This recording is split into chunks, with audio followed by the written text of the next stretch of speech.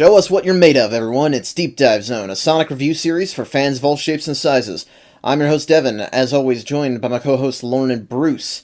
And guys, we had a whole setup here, because Sonic Heroes is a game that is split into 4 very similar pieces, but it forces you to play all 4 of those pieces to see the end of the game. So we had a setup where each of us would do one story. I would take Chaotix, Lauren would take Rose, Bruce would take Sonic, Sid would take Dark. Sid ran into some pretty serious personal stuff, and for the foreseeable future, he is not going to be here, so we love you, Sid. Nothing but support and respect from us. I hope we can see you on the show sometime in the future. What are you talking about? I'm right here, and I love you. Yeah, that's unfortunate. Significantly less unfortunate, but still unfortunate, is Sonic Heroes here that we're going to cover. Oh, yes, it is unfortunate. Yes, the next big Sonic game, and in a lot of ways, it's the biggest, because if you play this normally, it's extremely, extremely long.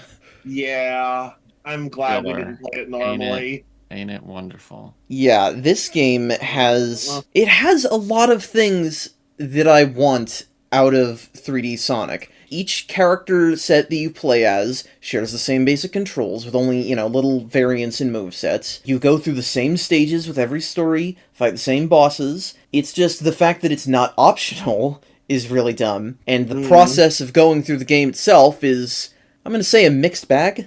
Mixed bag, for me at least, is giving it too much credit. It's weird. This game has a lot of the trappings of a Sonic adventure game without actually completing the package. Without a lot of the quality that the Sonic adventure games did have.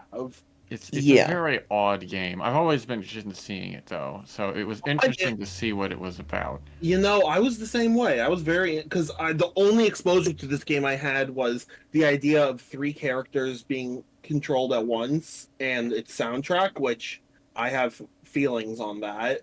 Yep, that's the gimmick of the game, because they're the Sonic Heroes. Which, let me just say, the opening song comes off as so cheesy. They literally say the name of the game. Like, This it is sets the tone right off the bat. This is the cheesiest Sonic game, I think I'm prepared to say. I can agree with that, but I think that also that affects the quality of a lot of things, or a lot of stuff around the story, like the voice acting. I also have opinions on the voice acting. No, the voice acting is amazing. I'm sure I didn't hate Rouge's voice more by accident. It must be amazing. This game's script is one of my least favorite in the series, even though they go back to simple basics, basically, because even though you have 4 groups of characters, each story is pretty simple. I thought that simply, because of the story I played, Team Rose, that mine was dumbed down. Really, the other ones are still pretty simple? Yeah, Team Sonic's story is quite simple. Actually, to be honest, the story is barely there in Team Sonic.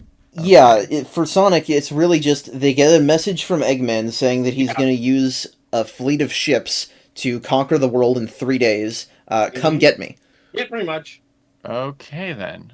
Yeah, I wondered, and that was kind of what I suspected, but I wanted to give it the benefit of the doubt.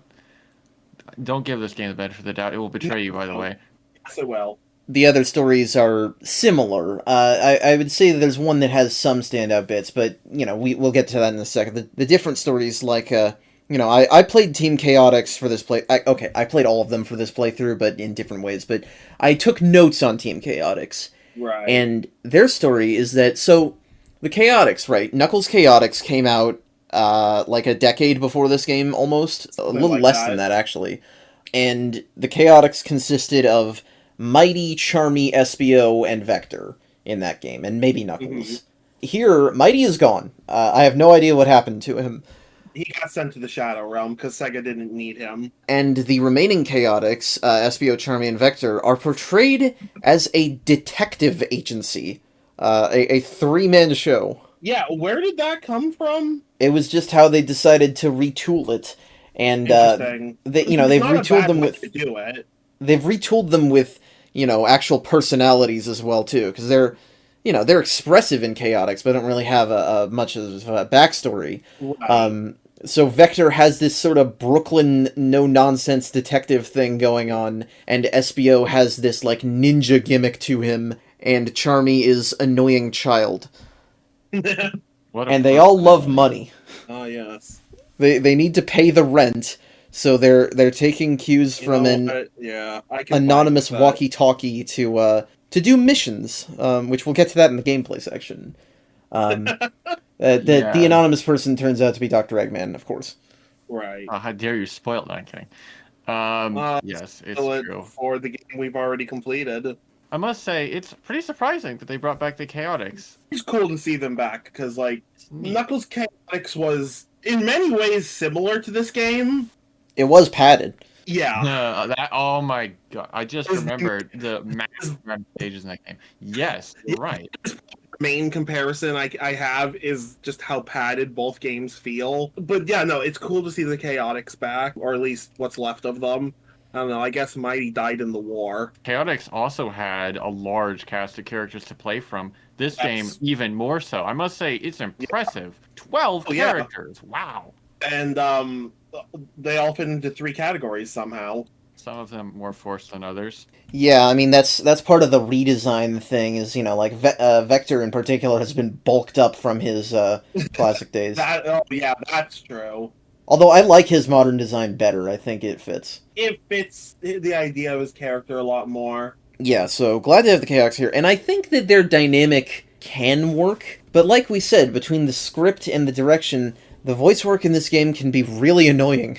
I'd like to point out Tails' voice acting in specific. I don't Yes. know who did his voice acting. I'm assuming it was another child. It was a little boy because named William Corkery. he must have had a head cold while he was doing it, because he sounds like he's constantly stuffed up. Granted, I don't blame him. I know the feeling. I'm also always stuffed up. Well, and I think Bill Corkery is the voice of SBO, and I think, I don't know if it's his wife or his daughter or his sister or someone is the voice of Charmy. So that's a whole family of voice workers that they got on this game. I'm guessing just because it was easy.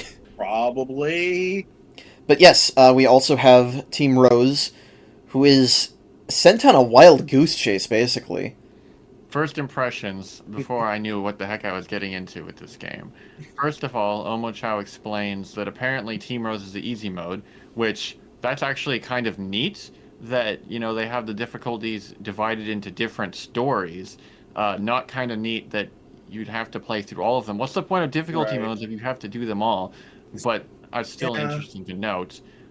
I am so happy that Big the Cat is back as a playable character. I never would have expected that.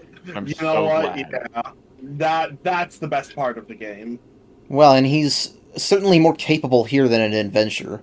I don't know what happened to him. He must have trained a lot or something, because he's a real force to be reckoned with now. I But- didn't get to hear much of his voice acting. Does he still sound like a toddler? Oh yeah, it's still John St. John. Yeah. John, of course it is. Abilities aside, I'm not sure sort of chronologically how this works. I guess Amy, Cream, and Big are just friends that hang together now. That's not really explained at all unless I'm missing something somehow. It makes sense Yeah. for Amy and Cream to be friends because, maybe they yeah. just live near each other or something. Big lives out in the jungle, and I have no idea. Like, I don't know if he even met Amy at Adventure 1. At the end, I guess they were both there, but that's really it. But yes, plot-wise, the cutscene quality is actually quite impressive. Like, you've got these pre-rendered cutscenes, not just for the opening and, near the end, but, quite a bit throughout the story. It actually looks pretty good to my lame eye. I'd say that in terms of, technical quality from, compared to, SA2, which only had, 2 pre-rendered cutscenes and they both looked really creepy, it is a step up. I would say that when the action is going, it's fine. During some of the dialogue scenes, the faces look a little weird in how they emote. Yeah. I don't know. My standards aren't super high, and I'm just saying, yeah, it's an improvement. Yeah, it's definitely an improvement. But yeah, Team Rose, as I alluded to, their story is literally just, oh, wow. Sonic, Froggy, and Chocola are all seen in the same place at the same time in a picture that Amy has. Let's go after them. And thus, the three friends are united by complete coincidence. Go on an adventure. So basically the same way that Big was in Sonic Adventure 1. Yeah, Yeah. that's fitting for Big, but then the other That's fitting two for Big, but suddenly Amy and broke into the Cream, same thing, yeah. that's a little odd. Cream, they had to invent an entire second Chow for her to have just so that she could go after it. And yeah, Amy's whole deal is just that she wants to find Sonic, I guess. Well, she wants to marry him as usual. She has not improved in that regard, like I thought might have been hinted at. No, she's actually gotten quite a bit worse, as we'll see later. Yeah, she has progressed. At the very least, this is a game where Sonic is framed for something, and the picture is definitely of something that actually looks like Sonic for once. I guess that's true. Yeah. Well, I mean, it's his model, but yes. So that's Team Rose there. And then the final story is, of course, Team Dark, which is the one where things are actually pretty important in this game, wherein Rouge, who has a new outfit in this game, I want to add, they tried to de-emphasize her physique with her old outfit in this game. And they did that, but the new outfit basically just makes her look like a normal Sonic character with two grapefruits stapled to the front. Yeah, they really should have de-emphasized everything. Just make her look like a normal Sonic character. The only property to successfully desexualize Rouge is Sonic Prime. Yeah. Actually, that's wrong. Her newer models look fine with the old outfit. They definitely did. They stepped off the thighs. Anyway, that doesn't matter. Rouge sneaks into Eggman's base trying to steal stuff, as usual, which, go off, Queen. But what she finds is a capsule, and inside of it is Shadow. Oh god. We're already overstepping the last game's ending. Bro's actually alive. I mean, that was already established in the completely canon game Sonic Pinball Party, but sure. Fair enough. This is the point that Sonic storytelling stopped feeling like it was a linear progression of some sort. Even Adventure 2 still went off of stuff from Adventure 1, which went off stuff from the classics. At this point, they're just kind of riffing on whatever they feel like, and the fact that they immediately brought back a character with a meaningful sacrifice is like, come on. It displays a lack of integrity, and in this game, it's worse than that, because if they just brought Shadow back, it's like, I'm like, fine, but also I found Shadow a fun character in SA2, so it's like, fine, I could live with that.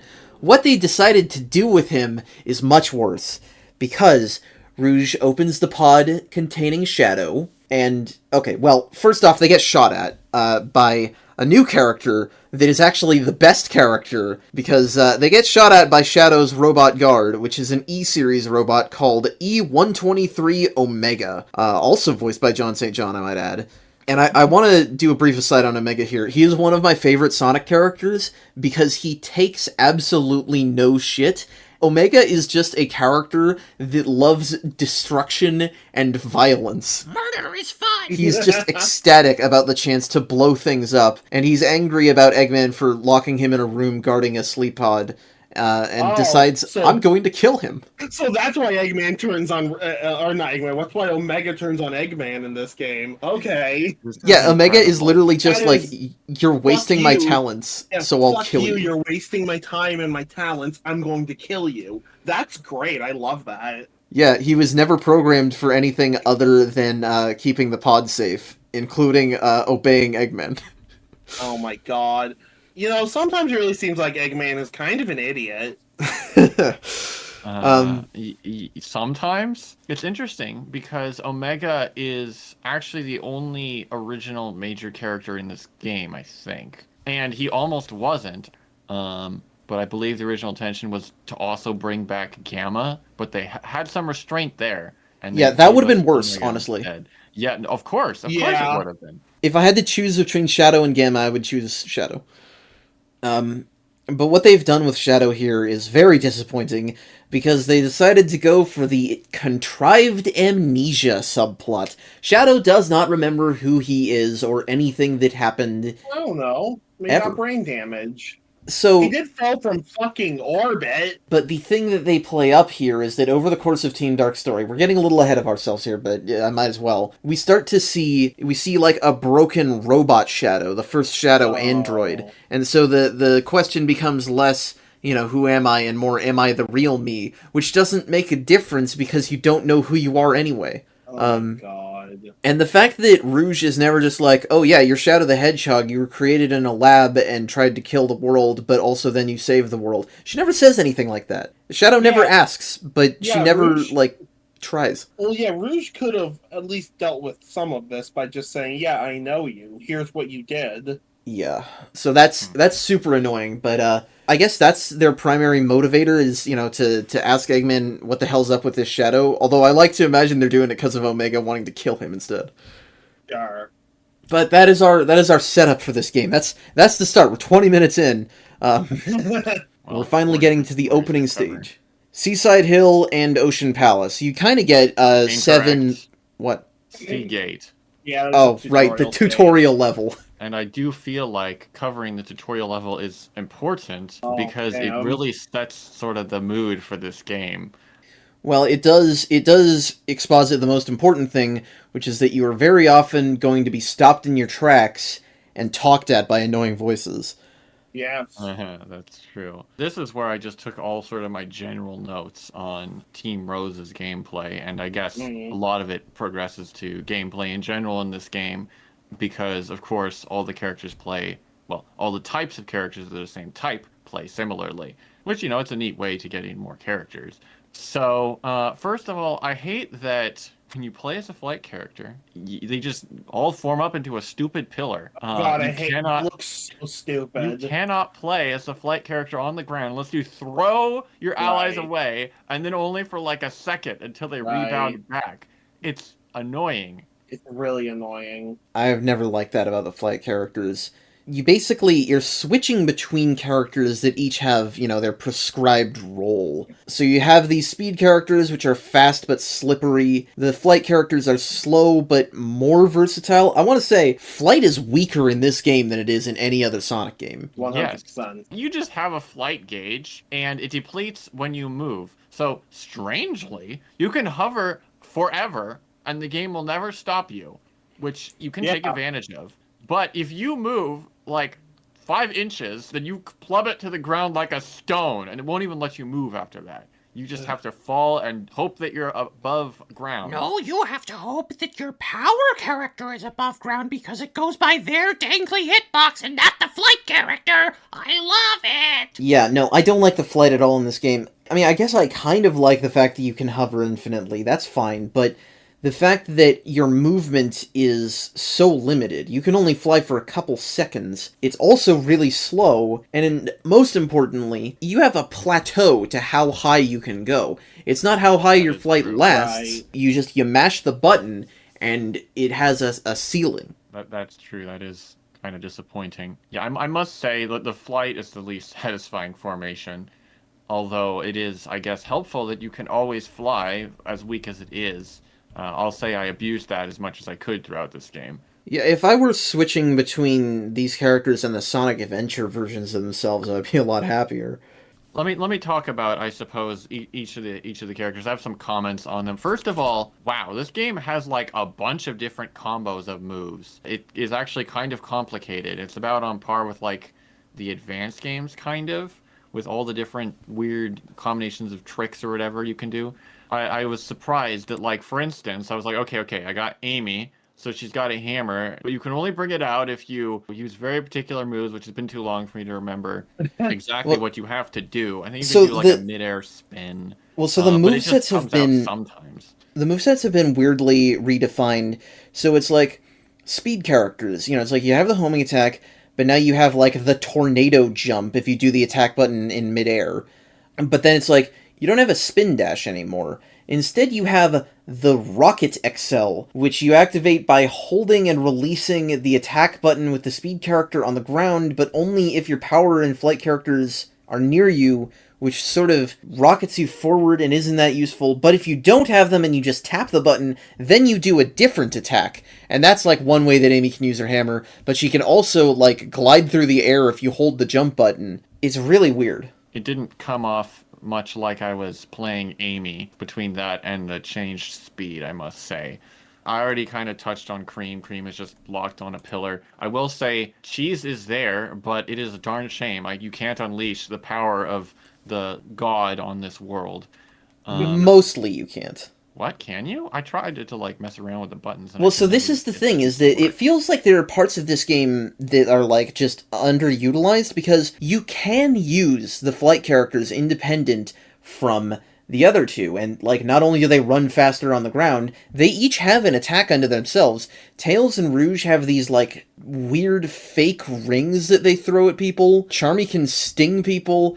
And Cream can use Cheese, but the problem is you're so rarely separated from the other two that you almost never see these. The only time is when there are 3 switches to hit and you have to leave the characters there, or they get trapped by some of the trapper robots. You're kidding me. Oh my gosh. But even in those circumstances, there's almost never enemies to fight anyway. So what's even the point? Yeah. Well, yeah, that's an odd amount of effort that would almost never be seen. Like, I literally didn't know that existed. Yeah. Wow. Okay. Man, I want, like, a mod of the game that just fixes that.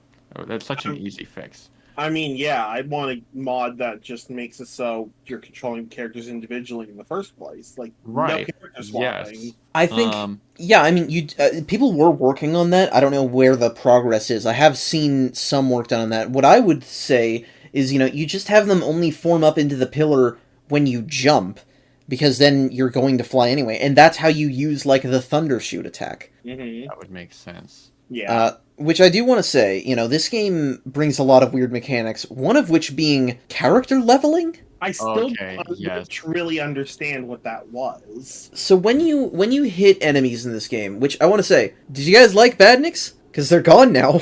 This game only has the Egg Pawn series for the entire game. I mean, I don't hate the whole Egg game. Pawns. Really? Yeah, for the whole game. Every enemy is a variant of the Egg Pawn? I didn't even notice. I guess the Rhino trains are kind of like that. But Well, yeah. I mean, almost entirely Egg Hawk. I guess I don't dislike Egg Pawns, but I would not be opposed to seeing Badniks. For me, it's just a lack of variety. But Right. the enemies in these games are powered by power cores, which I don't know what they are, but they'll come out of enemies sometimes, or you'll just get level ups. And when your character gets this, it increases their strength in ways that are not immediately clear. I'm glad it wasn't just me. I was like, this doesn't seem to make much difference. The main things that it changes are that the power characters, they get a 3-hit combo that has a wider and more damaging attack radius each time. Okay. The hero characters get basically just an augment to their homing attack that gives it the wind attribute, that means that they can basically hit shields off of enemies or hit flight poles without doing a tornado attack. And the flight characters become the most powerful gods in existence. Because a level 3 Thunder Shoot is absolutely disgusting. It melts through everything. It really does. Interesting. Okay. Well, I guess that is mechanically how it works. I never really understood. Yeah, it's still dumb. Just keep all the characters at max level. Yeah, what is the point of this mechanic? Yeah, it feels terrible to start a new stage or to die and be reset to level 1. And it's like, oh, Knuckles can't do his ground slam, or now I have to wait for the tornado animation to finish before sliding up his pole. In every other Sonic game, you can do the same things at pretty much any point in the level regardless of what happens. It keeps the pace up. This game is all about breaking the pace. That's a good way. Truly, yes. That will become apparent as we kind of get into the gameplay. No, I hadn't even thought about that. It's a bizarre choice. Well, you can see as early as, Seagate in the tutorial, not just because it's stopping you in your tracks, but, you have to do a bunch of combat. This game is full of rooms full of enemies to fight for the door to open. Yeah, they decided to give health bars to enemies. I hate that so goddamn much. That's just another thing that ruins the pacing. And another thing, this may seem like a minor point, but I think it's actually quite important. When you're fighting a boss, when you hit it, it makes a sound, it flashes, there might be a little bit of an explosion. You bounce off, you feel like you did something.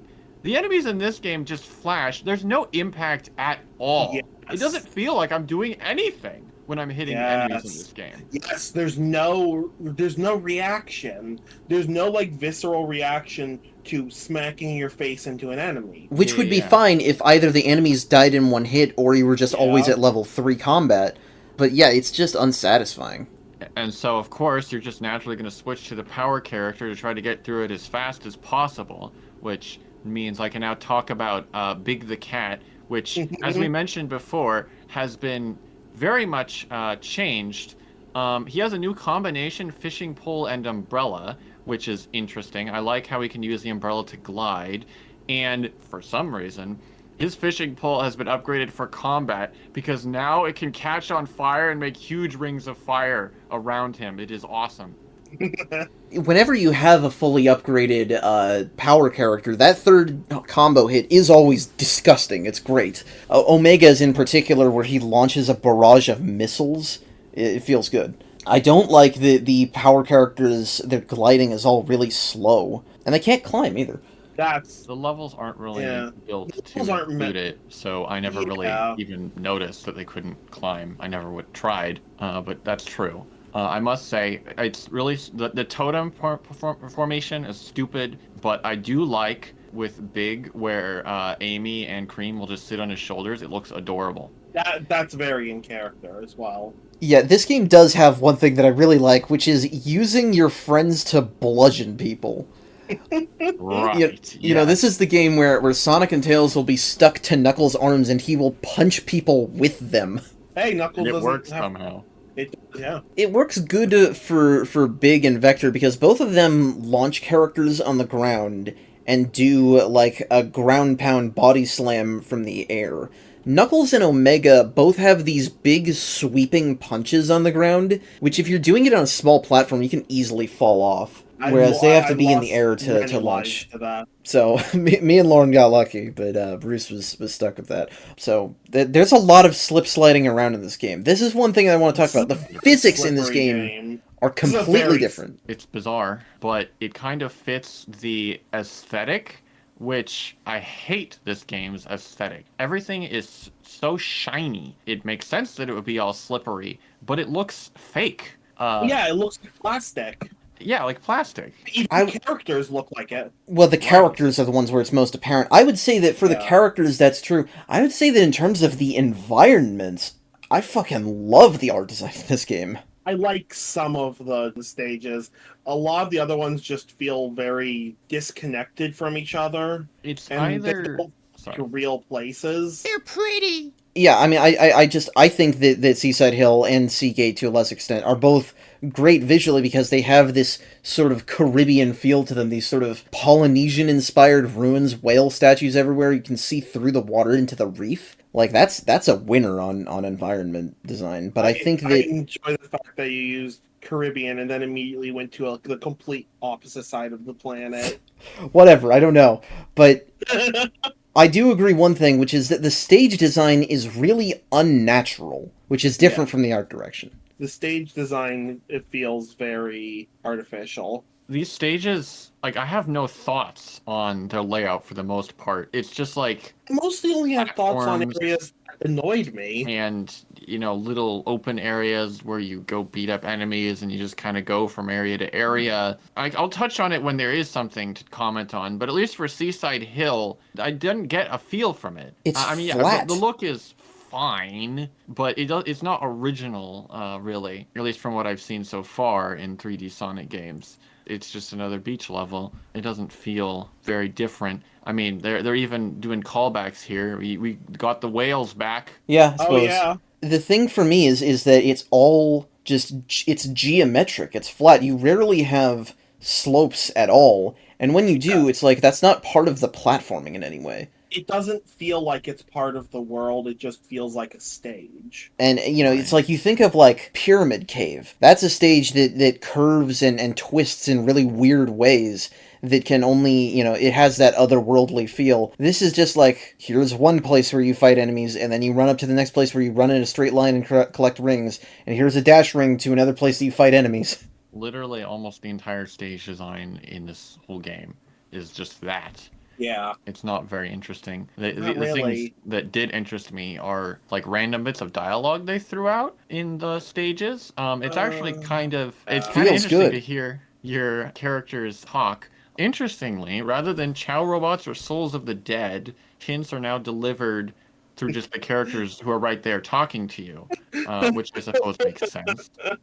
Yeah, I mean it's fine, but it means that there's a lot of characters talking to themselves and a lot of True. pointing out the blatantly obvious, which is why I don't Yeah. love character dialogue in stages for Sonic games. I think the main He's thing the is that they deal. already have a lengthy tutorial. That is true. To be fair, I don't think I played the tutorial, so... No, Team Rose is the only characters that is forced to go through the tutorial. Oh, okay. No wonder I didn't play it. Yeah, okay, well, anyway, I mean, the hints were annoying, especially since it's literally just they repeat the same hints throughout different stages, and they feel the need to point out the same things. Usually, you put it out in the first few stages, and then you stop putting out the same kind of hints because you think that the player would know them by then, but this stage assumes you have no memory at all, this whole game, that is. You'll get the same hint in Seaside Hill, wherever the fuck it's called, that you'll get in, I already forgot the name of the stages. Final Fortress.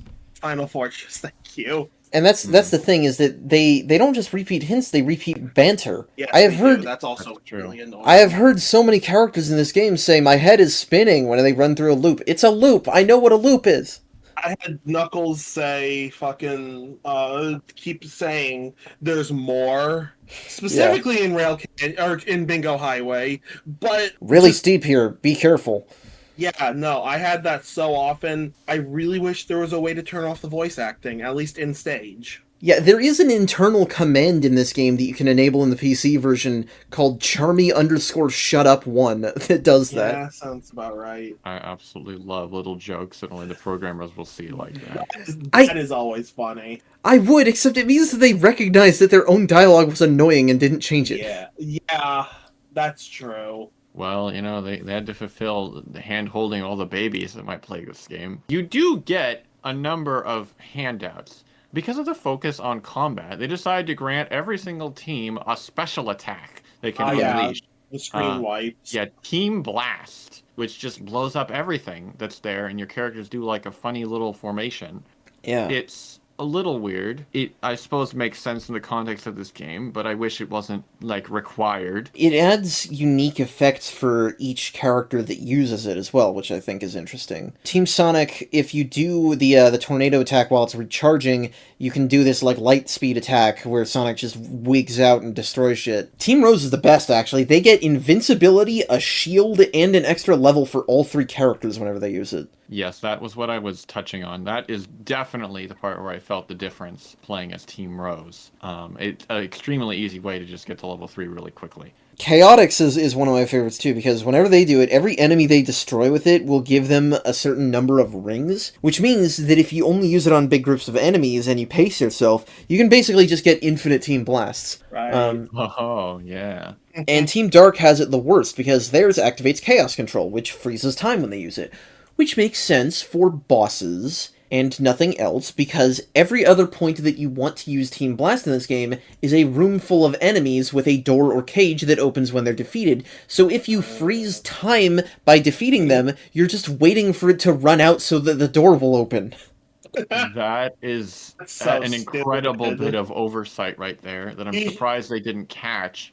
It's funny because I obviously only played Team Dark in the final story, and there I felt like, oh, this is very useful because it's in a boss battle. I can't believe how that works, the regular stage. Yeah, I mean, I guess it doesn't waste time since it stops the timer as well, but it's still dumb.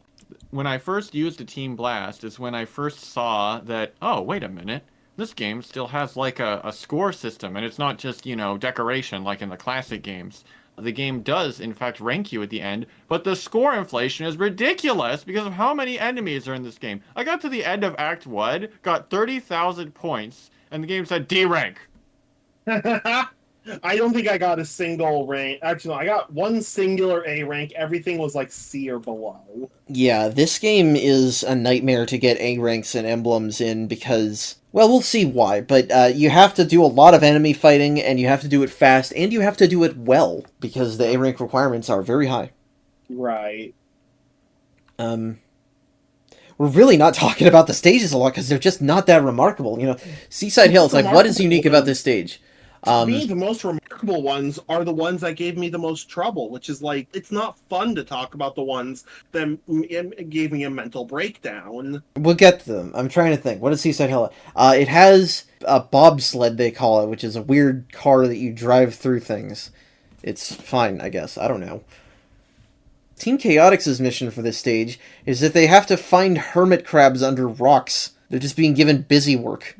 Yeah. Jesus Christ. I've heard about Team Chaotix's gameplay before, but wow, yep, it's really kind of just as I imagined. Just stupid little tedious quests. Scavenger hunts, basically. Right? There's a reason that I took Team Chaotix, and it's because I know how the rest of this game works, and I didn't want to dilute anybody's experience by making them do that shit. Fair enough. I can't blame you. I guess as an introductory stage is fine, but it's weird how little I have to say about it other than it's pretty and I like the music. I listened to this game's soundtrack separately after playing it because it was like, I don't even remember the music for the most part.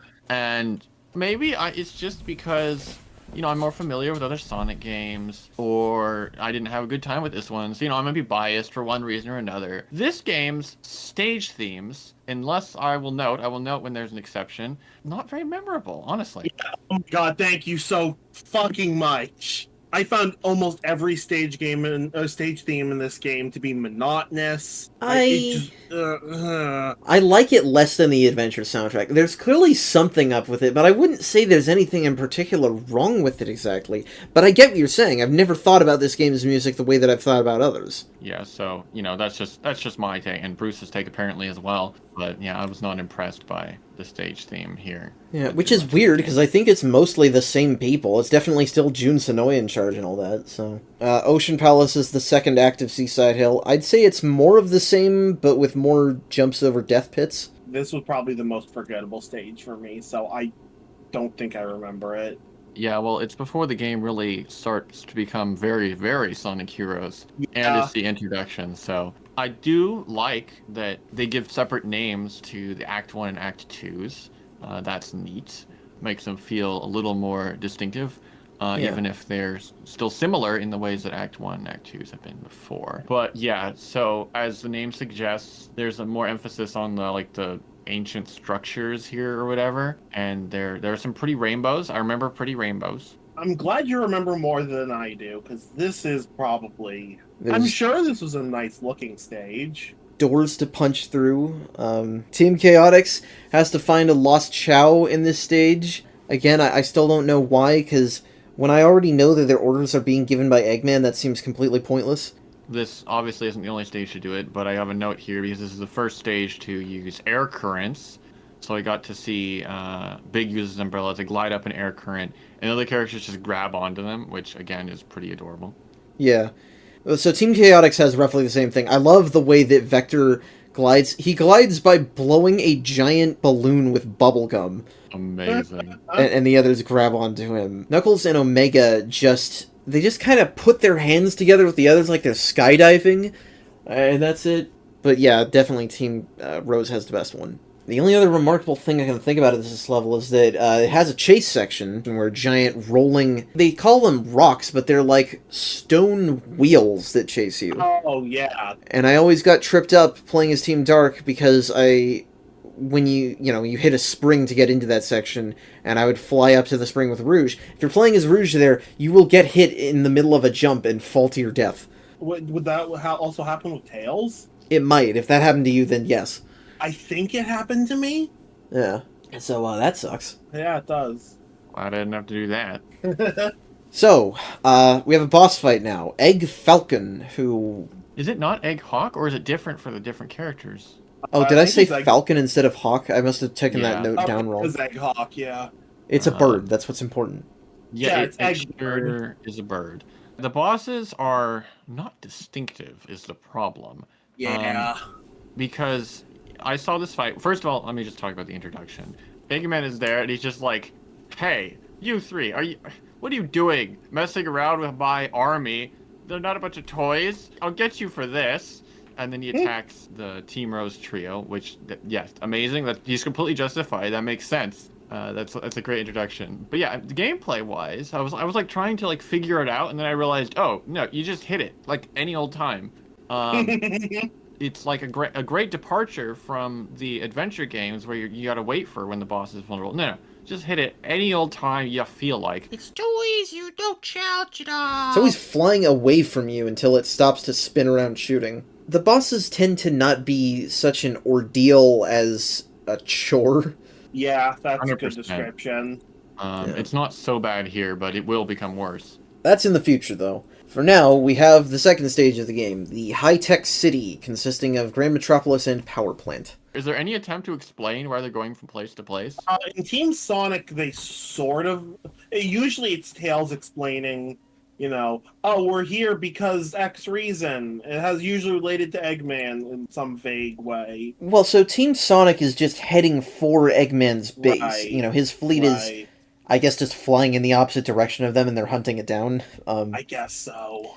Team Dark is going after Eggman. Team Chaotix is just doing whatever the walkie-talkie says, and Team Rose is basically going after Sonic, so... So, yeah, I do actually remember I do have a note where, like, apparently Amy now has the ability to sense where Sonic is with their heart or something, because they're just like, I know Sonic is here, I just feel it. And it's like, huh?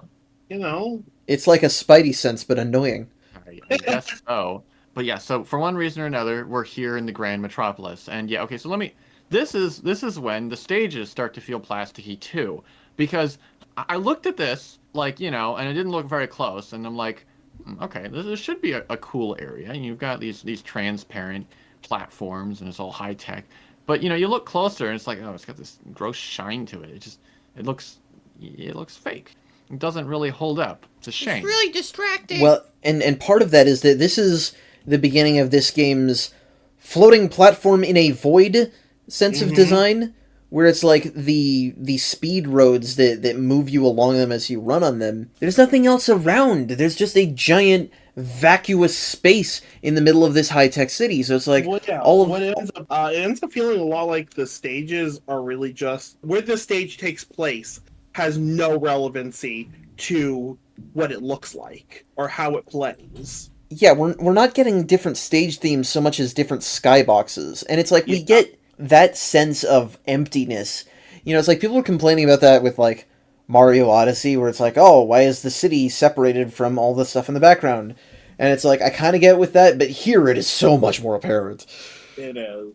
That did not fit in my mind, but that is so true. Yes. I will say, at least they are picking up the torch and carrying it on with, in all cities, in the 3D Sonic games now, you must have weird signs that make you scratch your head. In this one, we've got clean power, clean energy, hex eco.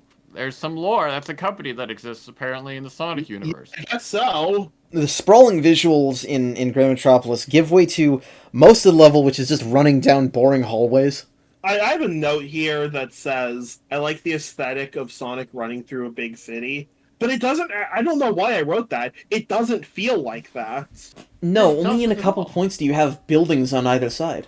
I think the only time you really get anything like that is during a rail grinding section. Oh, yes. The glorious return of grinding in 3D. There isn't really much here. You just get a small little taste.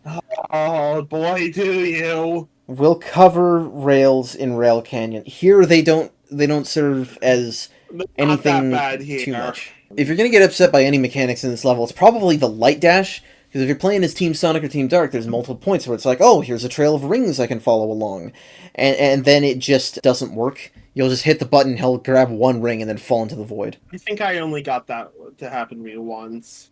I hate that. It's like, this game feels like a step back from Adventure 1 and 2 in so many ways, where I don't think that really happened in Adventure 2. In Adventure 1, I would sometimes be flung off at the end of a trail, but I would never fail to complete it. I think maybe one of the only exclusive gimmicks to this stage is grabbing switches that you push in to open a door. What's the point? Oh, yeah. It's just you run up to the switch and then you accidentally don't grab it and you do an attack, which, if you're playing as the speed character, sends you flying off in another direction. Literally, it just stops the pace for a second just to open a switch. I mean, now I think about it, it very much fits this game, doesn't it? But I don't understand the logic of what you thought this added. The Chaotix mission in this stage really, really sucks. You have to destroy enemies, but you have to destroy all 85 of them. No exceptions. Oh, Oh, no. Okay, God. like, I don't know if I mentioned this on the podcast before, but, just general rule of thumb, if you have a collect all, destroy all, do whatever all mission, you don't actually make it all. Make it like, 90% or 80%, because if you do all, then you run into the very real danger of just missing one. Haha, funny, see you next month for Shadow the Hedgehog joke goes Uh, here. It's worse in this game sometimes, because at least Shadow the Hedgehog lets you warp between checkpoints. This game, if you miss an Oh. enemy in the level, you have to run all the way to the end of the stage and jump into the goal ring, which teleports you back to the beginning of the stage. wow. My I God. can't believe that Shadow the Hedgehog did something better. This is my hot take about this that I was not expecting, which is that I personally prefer this game to Shadow. I think that both of you guys are gonna prefer Shadow to this game, and that is insane to me, but I Yeah, think based on everything everything you I've said. learned about your opinions, I know I will. Possible. Yeah, Yeah. everything you've said to me has made me think I might, at least on like a gameplay mechanic level, prefer Shadow. Not on like, story level, because everything I know about that story is fucking mental. yeah.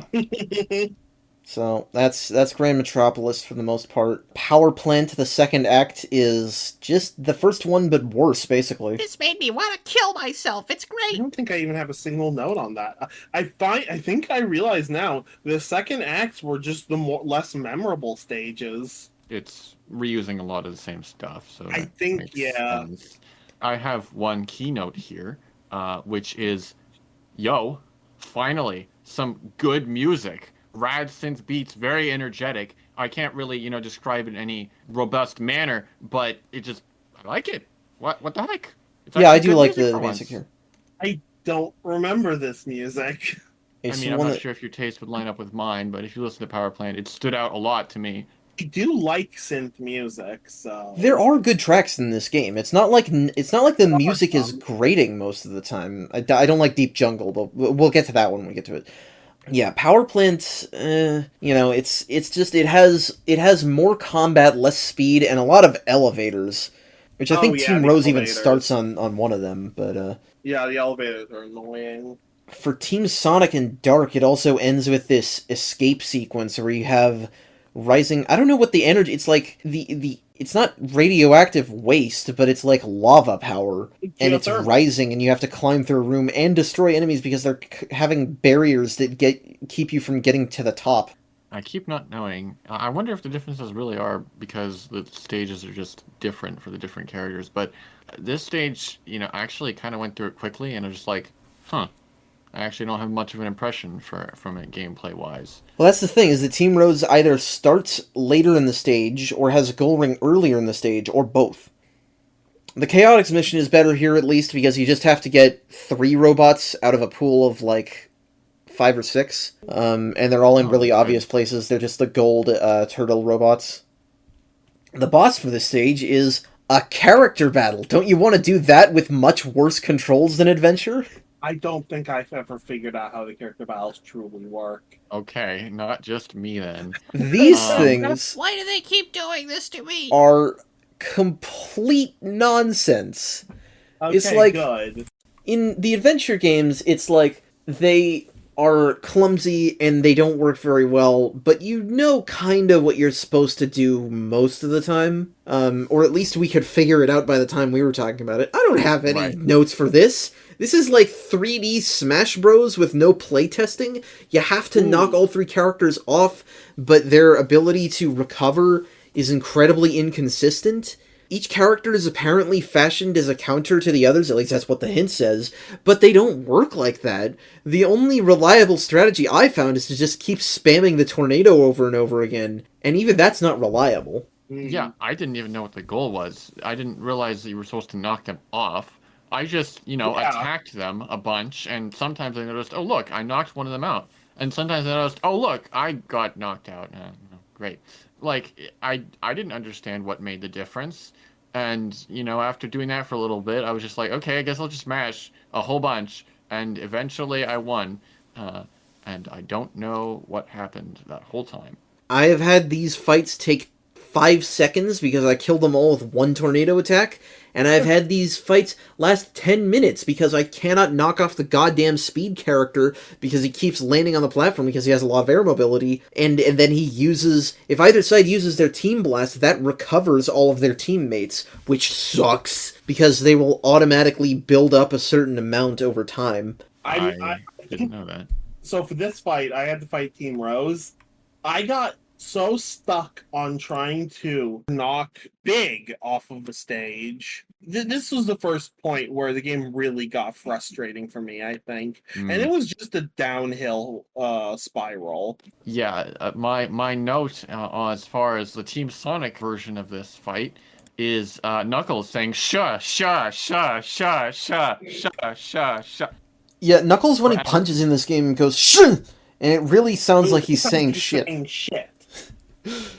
Yeah, so it sure is a mess as far as the gameplay. But I didn't get to talk about the intro. Oh, where yeah. Amy just comes up and says, "This time, Sonic, there's no way out of marrying me. And now I'll fight you." What? Okay. The narrative justifications for these battles are completely bonkers. In the case of Team Rose versus Team Sonic, it's that Amy wants to physically assault Sonic to get him to marry her. Bring back SA1, SA2 Amy, please. Yeah, she was a lot better in those games. This is completely pathetic, but it's actually honestly hilarious as well. I can't even be that mad because it's just so over the top. They weren't even trying, and they were just leaning so far into the nonsense. I can't help but laugh. I'm trying to remember what the Team Chaotix, Team Dark cutscene is. I think it's literally just that, like, Team Dark is like, those guys look shifty, and then Chaotix is like, hey, I think those guys are the enemies of our client, which is true, but they don't know it. And so they're just like, alright, beatdown time. It's like when, since Chaotix is, led by Vector and Espio, who are both, they're not laid back, but they're both more stoic, and Team Dark is Rouge, Shadow, and Omega, the only team in the game that doesn't have a hideously annoying character on it, I might add. It's not as loud, I guess. I don't know. Right. Makes sense. But, yeah, fuck team battles. Yeah. And, indeed, fuck the next stages, too, because we have casino level. It's gambling time, motherfuckers! And I want to say, first proper casino environment rather than just a casino with stuff in it. And I think that the Vegas aspects of this visually are quite pretty to look at. It appears to be set a mile in the sky above an even bigger casino universe. I don't know what's going on there. Again, same issue. The design of these levels is infuriating. I mean, lots of bright lights and colors, but it has no, order to it. It feels like they just threw a bunch of random multicolored neon all over the place. Like, maybe this will look cool. I don't know, maybe, but it has no organization. It has no cohesion. It looked like the vomit of someone who just spent 2 weeks in Vegas. Basically. Alright, well, fine. And it fits the quality of the stage, I must say. Pinball. It's all Pinball! Pinball! Just had Sonic Pinball Party, and I would rather deal with real pinball physics, frankly. Yes. Yeah. Can't believe it, but yes. This is the worst of both worlds in regards to pinball physics, because on the one hand, you have to control the ball like in Sonic Spinball, but on the other hand, you are beholden to Jank Engine like in SA1. Except even worse than that. It is significantly worse than SA1 pinball. For one simple reason. Now, first I was like, okay, pinball, great. Okay, I can do this, move it around. Okay, I'll figure it out. And then the game decided, you bounced off that wall in a very weird way. I've decided that you've launched above the arena, off the edge, into the void, and died. Excuse me? What? I'm not the only one that happened to. This is at the point where my notes start getting actually unhinged, and I think I actually started kind of losing it, at least for this and the next stage. I don't know, guys. I kind of like this level. I thought it was pretty fun. Well, it's like I'm trying to think. Do I have anything to say about Casino Park? Chaotix just win rings by gambling and collecting poker chips, and doing the team blast can get them rings easy. That's fine. It's really the second half of this area, Bingo Highway, that makes me want to kill something. Maybe Team Rose's version is different, but in this version of the stage that I played, you have like some pinball sections where you descend instead of ascend, and that's actually fine because you don't really have to fight the physics. And there's maybe like one part that's like the pinball in the previous act, which is a lot better than the entire act. And so it's not nearly as bad, at least in Team Rose's gameplay as I played it. You had it easy, because virtually every other character in this stage has to do with these Marble Madness courses with the pinball physics, and you have to guide your character down these slopes and miss these holes that you can fall through and die. And because it's the pinball physics, the character doesn't necessarily follow the direction of the stick. There's going to be these moments where you're pulling so hard on the stick and you just barrel further and further toward the edge. Yeah. It's fine. Don't even worry about it. It's totally fine. It's fun. There was a Marble Madness bit, but I'm pretty sure you couldn't fall off and there were no holes in the middle in Team Rose's version. So, wow. Okay. They should have designed the entire game like it was Team Rose's stages. Yeah, apparently. Yeah. Man, that sounds terrible. Yeah. Well, at least the boss is mostly pretty easy. It's just a bunch of enemies. Yeah? Yeah. So, the intro for Team Rose's version is hilarious because Eggman is continuing to be annoyed at them all, and they're like, "Oh, it's past your bedtime, kitty. It's time to tuck you in." And then Amy literally hits him with, "I think you underestimated our power." Like they've turned to the dark side or something. That got me. And then during the fight too, Big has this menacing "Stay out of our way." Like what is Team Rose doing? Yeah, it's quality. Yeah, so Robot Carnival is. No, it really is just throwing waves of enemies at you. I guess you're getting the most out of your team blasts there, which is why it's most fun with Chaotix. But yeah, this is weird. I'm like, first when I saw, oh, it's a boss battle. Okay, this will be interesting. But yeah, it's just a bunch of enemy waves. I'm like, this game needed filler. It's already filler. You needed filler for your filler. Yeah, and hilariously, there's 2 of these. There's another one later. Yeah, there is. Spoiler, but yes. You know what? I didn't like most of the bosses in this game, even if the bosses also felt like filler. I think I would have preferred more enemy rushes. I mean, you know what you're getting. A lot more. Yeah, I know what I'm getting. They're just a lot simpler. I can kind of turn my brain off. I can understand not wanting to have to engage with stuff, especially when you reach the next area, which is the Canyon area, consisting of Rail Canyon and Bullet Station. Rail Canyon took me an entire day to finish.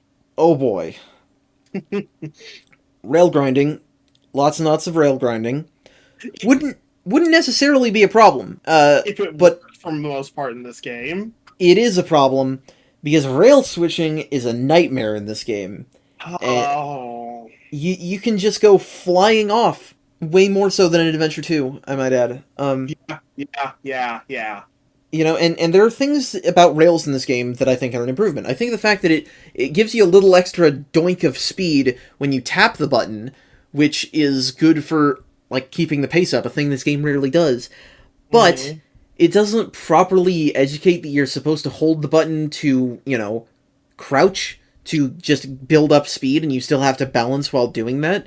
So most people just end up mashing the button, which creates problems later. Okay, interesting. Yeah. Fair points.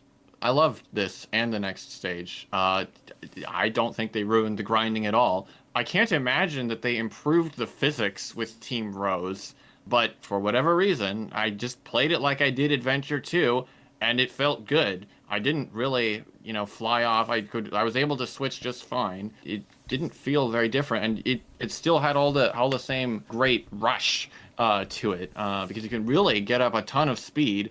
Whereas in most of the game, when you're gonna run off the side of the stage when you're going too fast, this whole stage is built around the grind rails, so you can. It's like the only part of the game I could really let loose without feeling like I'm gonna die. Because for whatever reason, I was able to hold it together just fine. And no, this was a blast. These two acts are my favorite in the game, gameplay wise, by far.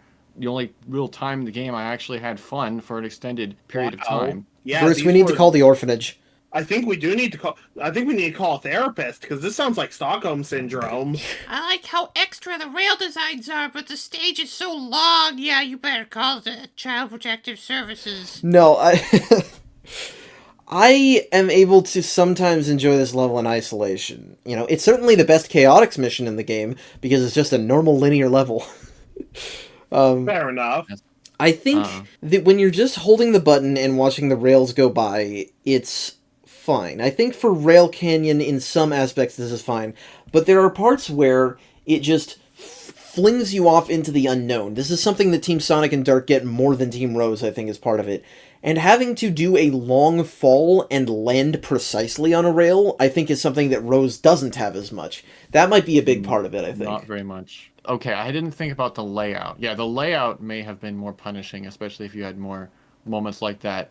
I like that as an option when you like fall off a rail to save yourself, like in Final Rush. But if that's required, that's not really great. I guess I probably should have really tried the other stages, but at least the Rose version was really fun. There were a few oddities, mind you. Like, I don't understand why, when you're crouching, do the characters turn and face the camera, looking away from where they're grinding towards? Yeah, that's a good question. Again, I think that's what contributes to the mashing the button thing, is because believing that you're just doing a single spin jump at a time to build up speed makes more sense than just holding the button and having the characters stare back at you to build up speed. At first, I thought that might be how it works, but then I realized it isn't, so yeah. And the weird thing is, you know, Shadow and 06 are the next two main games after this, and those games, it does work like that. You can't hold the button. Really now? Okay, thank you for the warning. That might save my opinion on grinding the game. Maybe not, but we'll see. Good Shadow is actually the game where they fixed rail switching. You don't just fling yourself from side to side, so... Thank God. Will say, though, that in Bullet Station,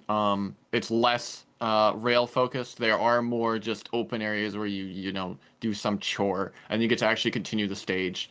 So it wasn't quite as good. It wasn't continuous, really. Rail Canyon felt like a continuous stage. Bullet Station had like a few moments, but Rail Canyon was like straight on through for the most part. Rail Canyon may have the least combat in the game, I think, is part of it. Yeah, exactly. You know, the way it's designed is it's like the least Sonic Heroes-y stage in the game. So to me, it's the most Sonic Heroes-y stage. I think it's a shock thing. I think that, well, part of it is that you play different versions of the stage, but I think also that Rail Canyon, if it does leave a bad first impression, does that worse than, like, even Bullet Station, even though I think Bullet Station is a harder stage. Bullet Station has way more bottomless pits, it has way more combat, and it has stuff like, you have to blow up trains by jumping across them in the tunnels. I actually kind of like those portions.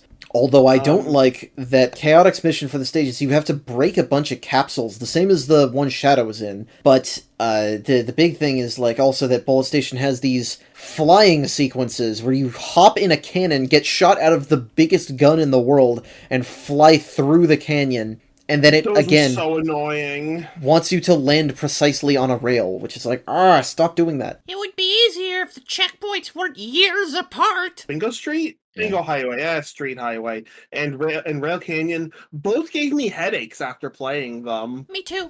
Bingo Highway more so because that was the flashing lights and that makes monotonous music and how frustrated I was getting with it. Rail Canyon because it took me an entire day to finish it. So that's our first bit of physical damage via Sonic game in this show. Wow, yeah, it is. We'll have to keep a tally every time one of us has physical harm from a Sonic game. It'll go up during the Dark Age. So, a bit of a mixed opinions from us. The boss of this stage is Egg Albatross, which is literally just the egg hawk with more shit stapled on. I was so surprised. I was like, it just turns into the egg hawk. What? Yeah, so my thing with mixing up falcons and hawks, it's not a big deal because they mix up albatrosses and hawks, apparently. Yeah, that's true. Unless they think that albatrosses have blimps and undercarriages in real life. I guess I haven't really checked, but probably not. I don't think they do. No, I don't. Yeah, this boss actually, you can, I think, just hit it whenever you want, pretty much, Yeah, I and don't know if eventually it it dies. flies slower or it just gives you more time to catch up, but it doesn't stop at any point, so you have to be able to hit it. So I mean, not bad, I guess, but not interesting, really. No, it's disappointing to see that level of reuse. Yeah, already, also, like, that fast. Cutscene, the CG cutscene after this point is slightly different for everybody, but only important for some of them. So, you're fighting Eggman, and you defeat him, and then he turns into the T-1000 and transforms into goo. Right, yeah, he does, and Team Rose doesn't really have much of a reaction to it. They're just like, huh, okay, moving along. Yeah, it's just like, whatever. Team Sonic misses it. So what happens is that, if this is the reveal at any point, I guess it's here, is that the reveal is that the villain of this game is not actually Dr. Eggman. This is an Eggman disguise constructed by Metal Sonic, who has a new form in this game called Neo Metal Sonic, where he's all pointy and wears a cape and can talk. And I'll be honest, I think he's fucking rad. He's kind of cool.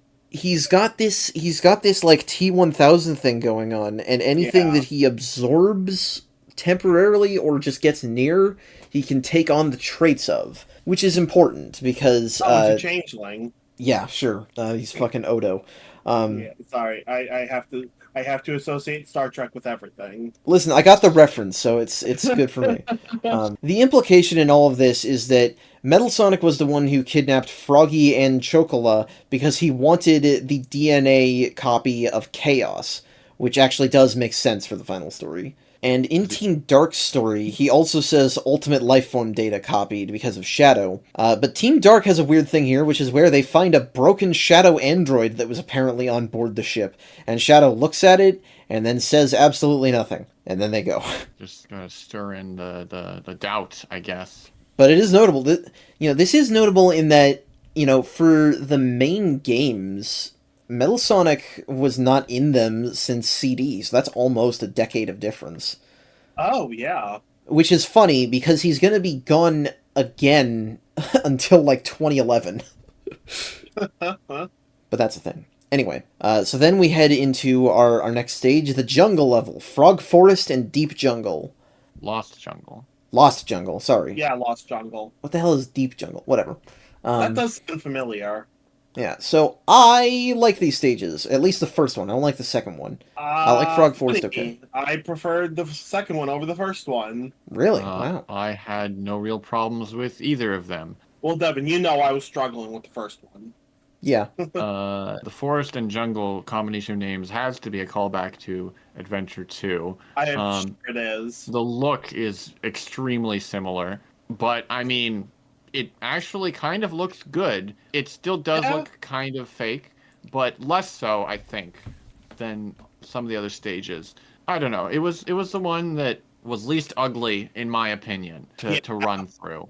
Yeah. I do like the giant mushroom. This stage actually is like one of the few stages that has a lot of unique and fitting gimmicks. You got bouncy plants, swinging vines, grinding vines. I mean, The vines can die in a fire. makes sense. That's not unique, but it actually feels like you're there instead of it's just a skybox, as we said before. So again, credit there. I want to know what's up with the frogs, because the frogs here are gigantic, and when you touch them, they make it rain, which makes the plants grow. So, does that mean that the frogs are special, the plants are special, the rain, or all three?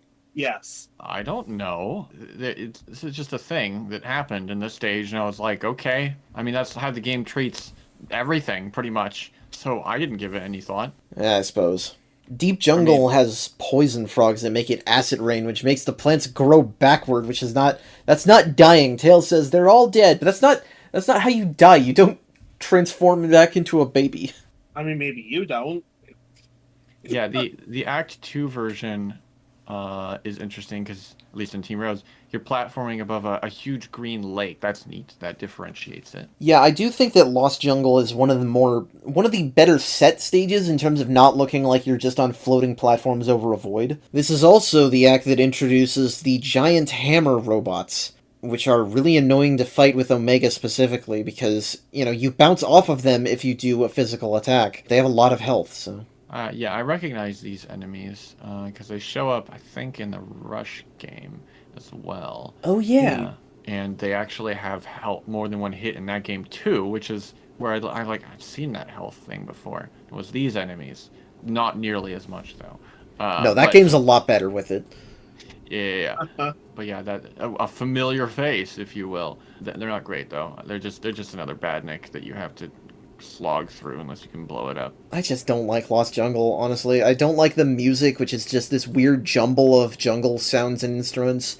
And, specifically the ending with Team Sonic and Dark, because it flings you forward with a spring, which leads to you basically having to do a little bit of platforming on mushrooms towards the camera. But after that, you hit the spring at the end of that platforming section, and you have to do these big, these vines that you swing on. And the ending has you do this chase with a big crocodile chasing you, which is funny because we also have Vector in the skin, whatever.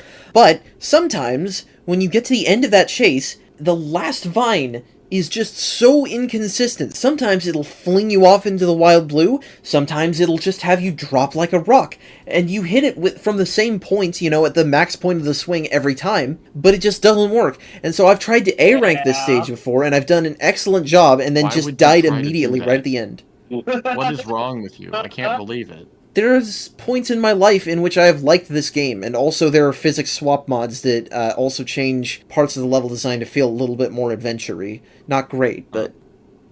Yeah, that sounds bad. The Team Rose version didn't have most of that. I mean, you bounced around, you swung on vines, but it wasn't like in that manner. It really does sound like if the Team Rose version is the definitive version, even though it's not great still. It's the most content light, but it's the most tolerable, yeah. Yeah, at least for these two stages, it was not that bad.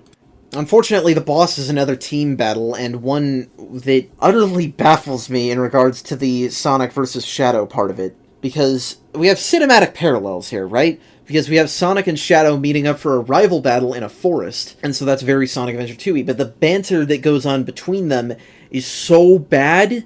The writing is so bad. No, it's good. And I think it's because it's bad script translation. Because they're like, oh, look at that, it's Shadow. And Sonic says, talk about being stubborn and full of surprises. And it's like, what the fuck does that mean? It's like, what? What are you saying? That's not how you should respond to Shadow being back, even if you're snarky as Sonic. And what I found out is that in the Japanese version, the phrasing of that line is the same as the one that Sonic says to Shadow in the end of Adventure 2, when he says, you know, what can I say? I die hard. Which means that if Sonic had said, talk about dying hard, that would have been, like, actually great. Because he's like, oh, hey, he's back, and also, I'm drawing a parallel to my own previous line. So they fucked it up, and I hate it. I'm sure I would have hated that too, but I stopped playing after this point. Man, yeah, the Japanese version is actually rad. Yeah, it's a lot better written. Literally, I don't think there's a single Sonic game where the Japanese script isn't better, except for Frontiers, because that one was written in English first. Maybe Sonic Boom as well. That is sad. From the Team Rose versus Team Chaotix version, first of all, I don't think he sounds like this in every cutscene, but in this cutscene, Vector's voice sounds like calm and professional, and I'm like, this is not the voice I expected for Vector. This is the first time I heard his voice playing the game. And then Amy is like, what are you doing here?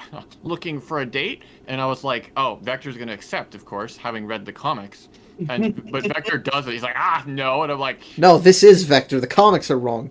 But then Team Rose randomly decides, hey, wait a minute.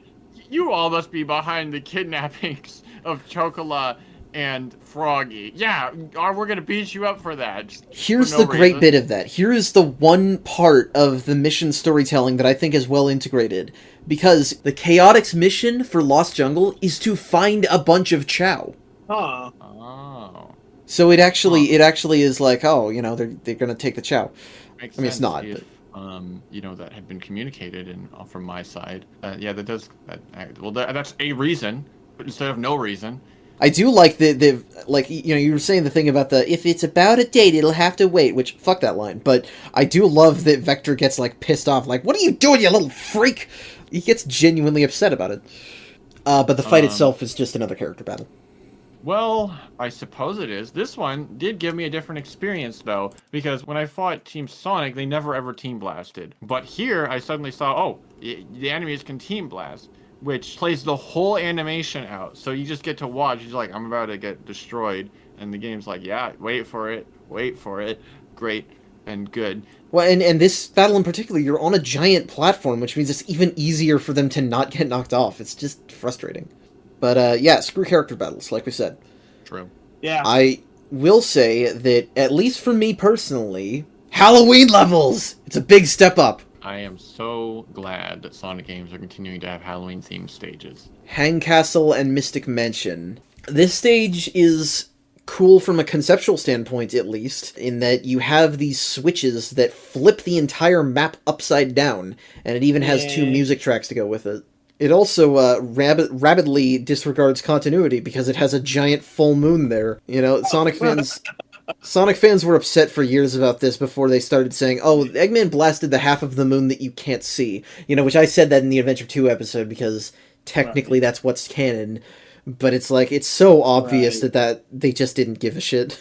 They forgot. They immediately forgot. This game barely feels like it's even in the same canon as Adventure. I mean, it has the same characters, but you're doing random Sonic stuff. So yeah, the moon bit, I didn't even think about that. When you blow up the moon, that's a big thing that's going to have to stay. And it's funny that they did that. They weren't really thinking about the ramifications down the road, were they?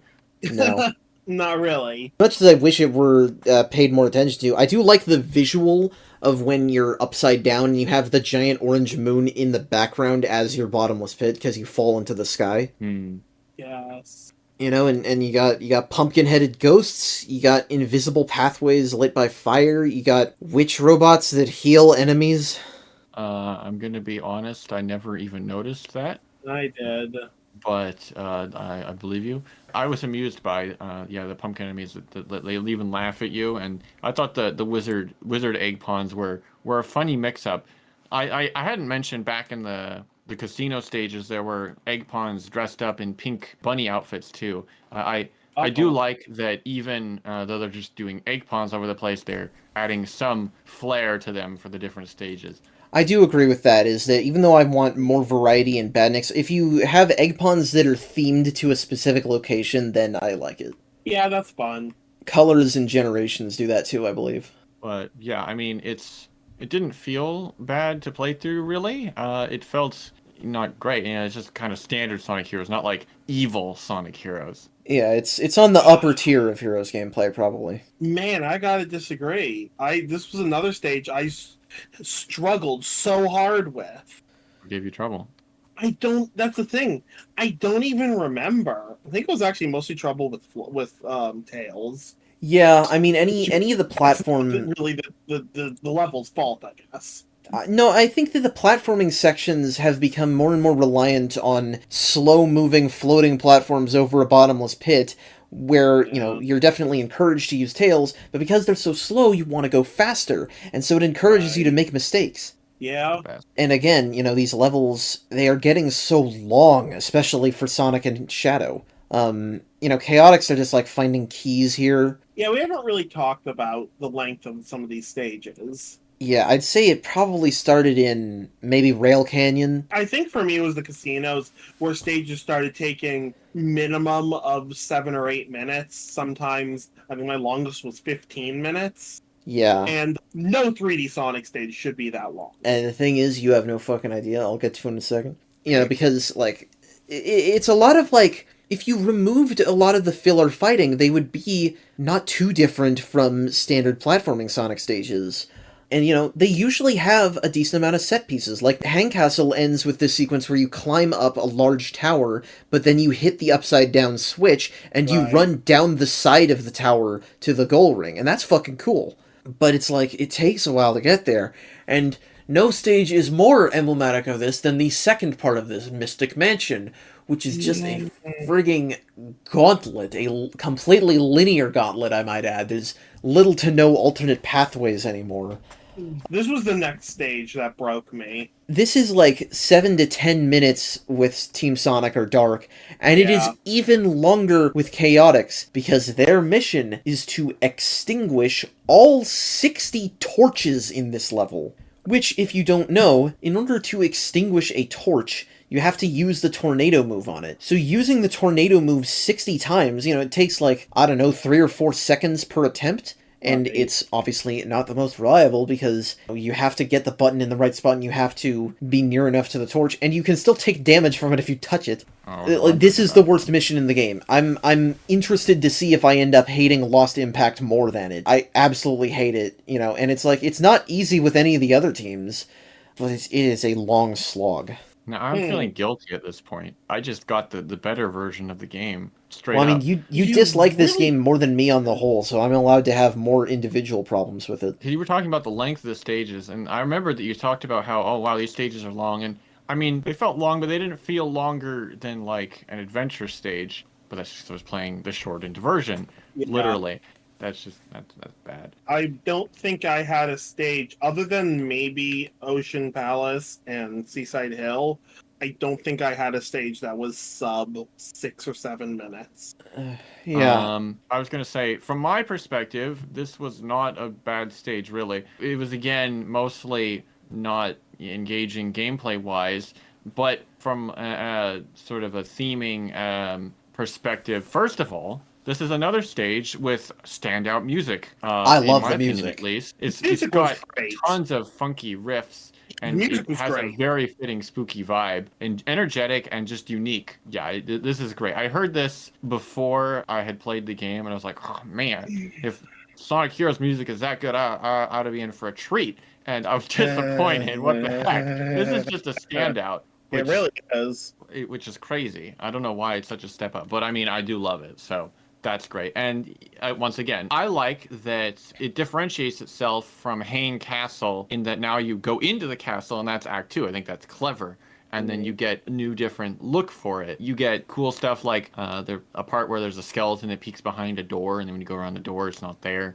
Or I really like the part where there are paintings with like unique art for egg ponds posed in spooky backgrounds. I'm like, oh, that's great. The Baroque art of the egg pond standing under the trees is wonderful. Gosh, I didn't want to actually fight them, but yeah, they're nice pieces of art. Yeah, the switches in this stage just kind of do whatever they feel like. So there's like that giant skeleton that's holding platforms that you turn it by hitting the switches. And yeah, there's a lot of switches that bring robots to life, or statues of robots, or paintings. There's another. It's not a bobsled sequence. It's like a rail sled. I don't even know what they call it. It's a minecart, I thought. It's a trolley, I guess. And I do love that you take that, under the mansion and into this like sparkling iridescent cave full of water. Yeah, that was a surprise switch of setting. Towards the end of the level, you start getting into weirder stuff. I like the rails all being spider webs. I think that's cute. And the ending of the stage, I don't remember how it's different for all of the characters in a way. I think Team Rose just straight up doesn't go through it, but I don't remember. But you take a pulley down into this warbly black inky darkness area. Yeah, I don't think it did that. And you light dash out of it with Sonic and Shadow, and it leads to like this room with 3 trials basically that you have to complete. And it's different because for Team Sonic, you have to do like a homing attack sequence with Sonic, a flying platforming section with Tails, and then just combat with Knuckles. Team Dark is all combat. You just go into one, fight some enemies, go into another, fight more enemies, go into another, fight more enemies. Chaotix... I think I would have preferred that over Team Sonic's. Chaotix has to go into this, like, cyan blue area because it has more torches and a hammer guy to fight. That's, like, the only unique area they get in the whole game. And then it's done. But it is a pain in the ass, because if you die there, this is one of those stages where it's so long that you're going to find yourself dying as a matter of course and just getting a game over and over again. I think I got more game overs in this game than I've gotten potentially in any other game I have ever played. Remove lives. Yes, remove lives. Remove lives says that's why I play the adventure games with infinite lives, because I hate lives. This is a game that's full of things that I wish were in better games.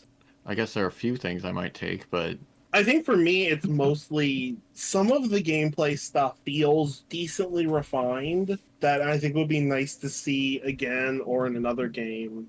I'll leave my overall thoughts to the end. Oh yeah, All right. I'm gonna have my overall thoughts there as well because Let's I've got some thoughts. keep moving. Yeah, the boss, Yeah. Robot Storm, is just more robot fighting. Yeah, like we Yeah. said, they just really needed filler in this game. I do have to laugh though at the introduction when Amy comes up with a original insult for Eggman, calling him mustache monkey. Didn't expect that one. Oh, that's a great insult because he's built like a gorilla. Yeah, he has really long arms. But they Yeah. literally reuse the defeat line from Eggman. Like they couldn't even come up with original exit dialogue. That's true, they do.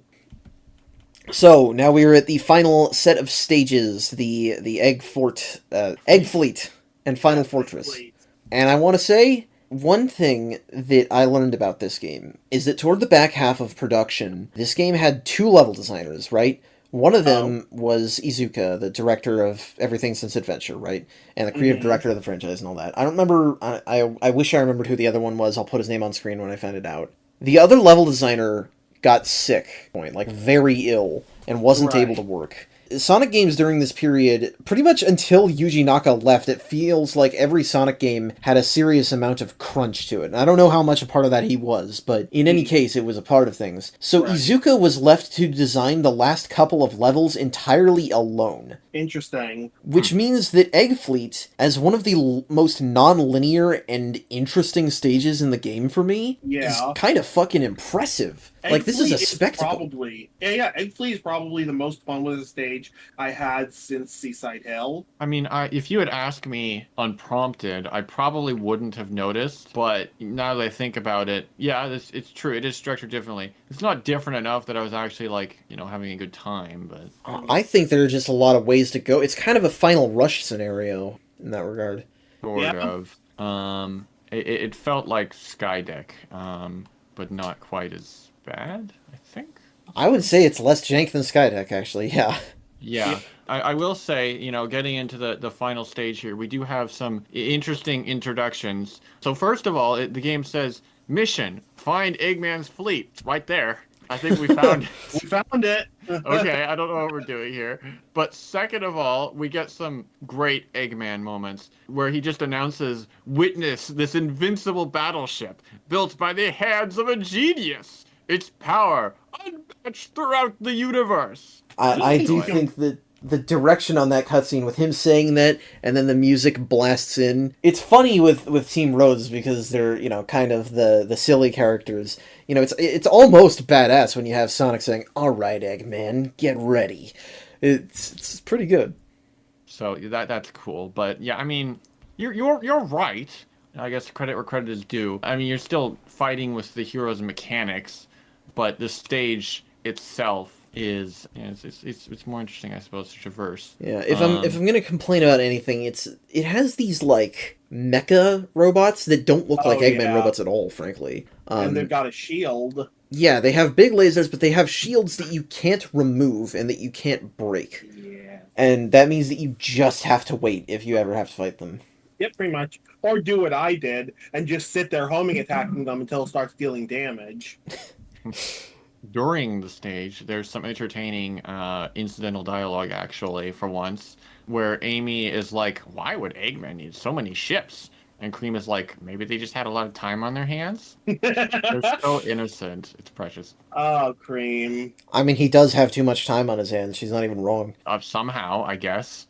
Sonic and Team Dark both bookend this stage by fucking ramming their heads into the ship motors and jamming the engines to make them explode. That's about right. That's flashy. That's about right. That's pretty in character. Chaotix mission for this, along with Frog Forest, is the 2 missions in this game where you have to do a stealth mission. Ugh. Really? Yeah, except it's God. completely easy, and you want to know why? Okay. When Espio does a tornado attack, he turns completely invisible permanently until he does it again. I did know that, but I didn't realize that would allow you to just skip the stealth stage. You can attack enemies while invisible and they won't notice you. Wow. Oh. I have a weird memory of this stage because the first time that I ever played this level was when I was in the midst of a heated conversation with my mom in elementary school because I was trying to apologize to her because I got sent to the principal's office for saying the fuck word that day.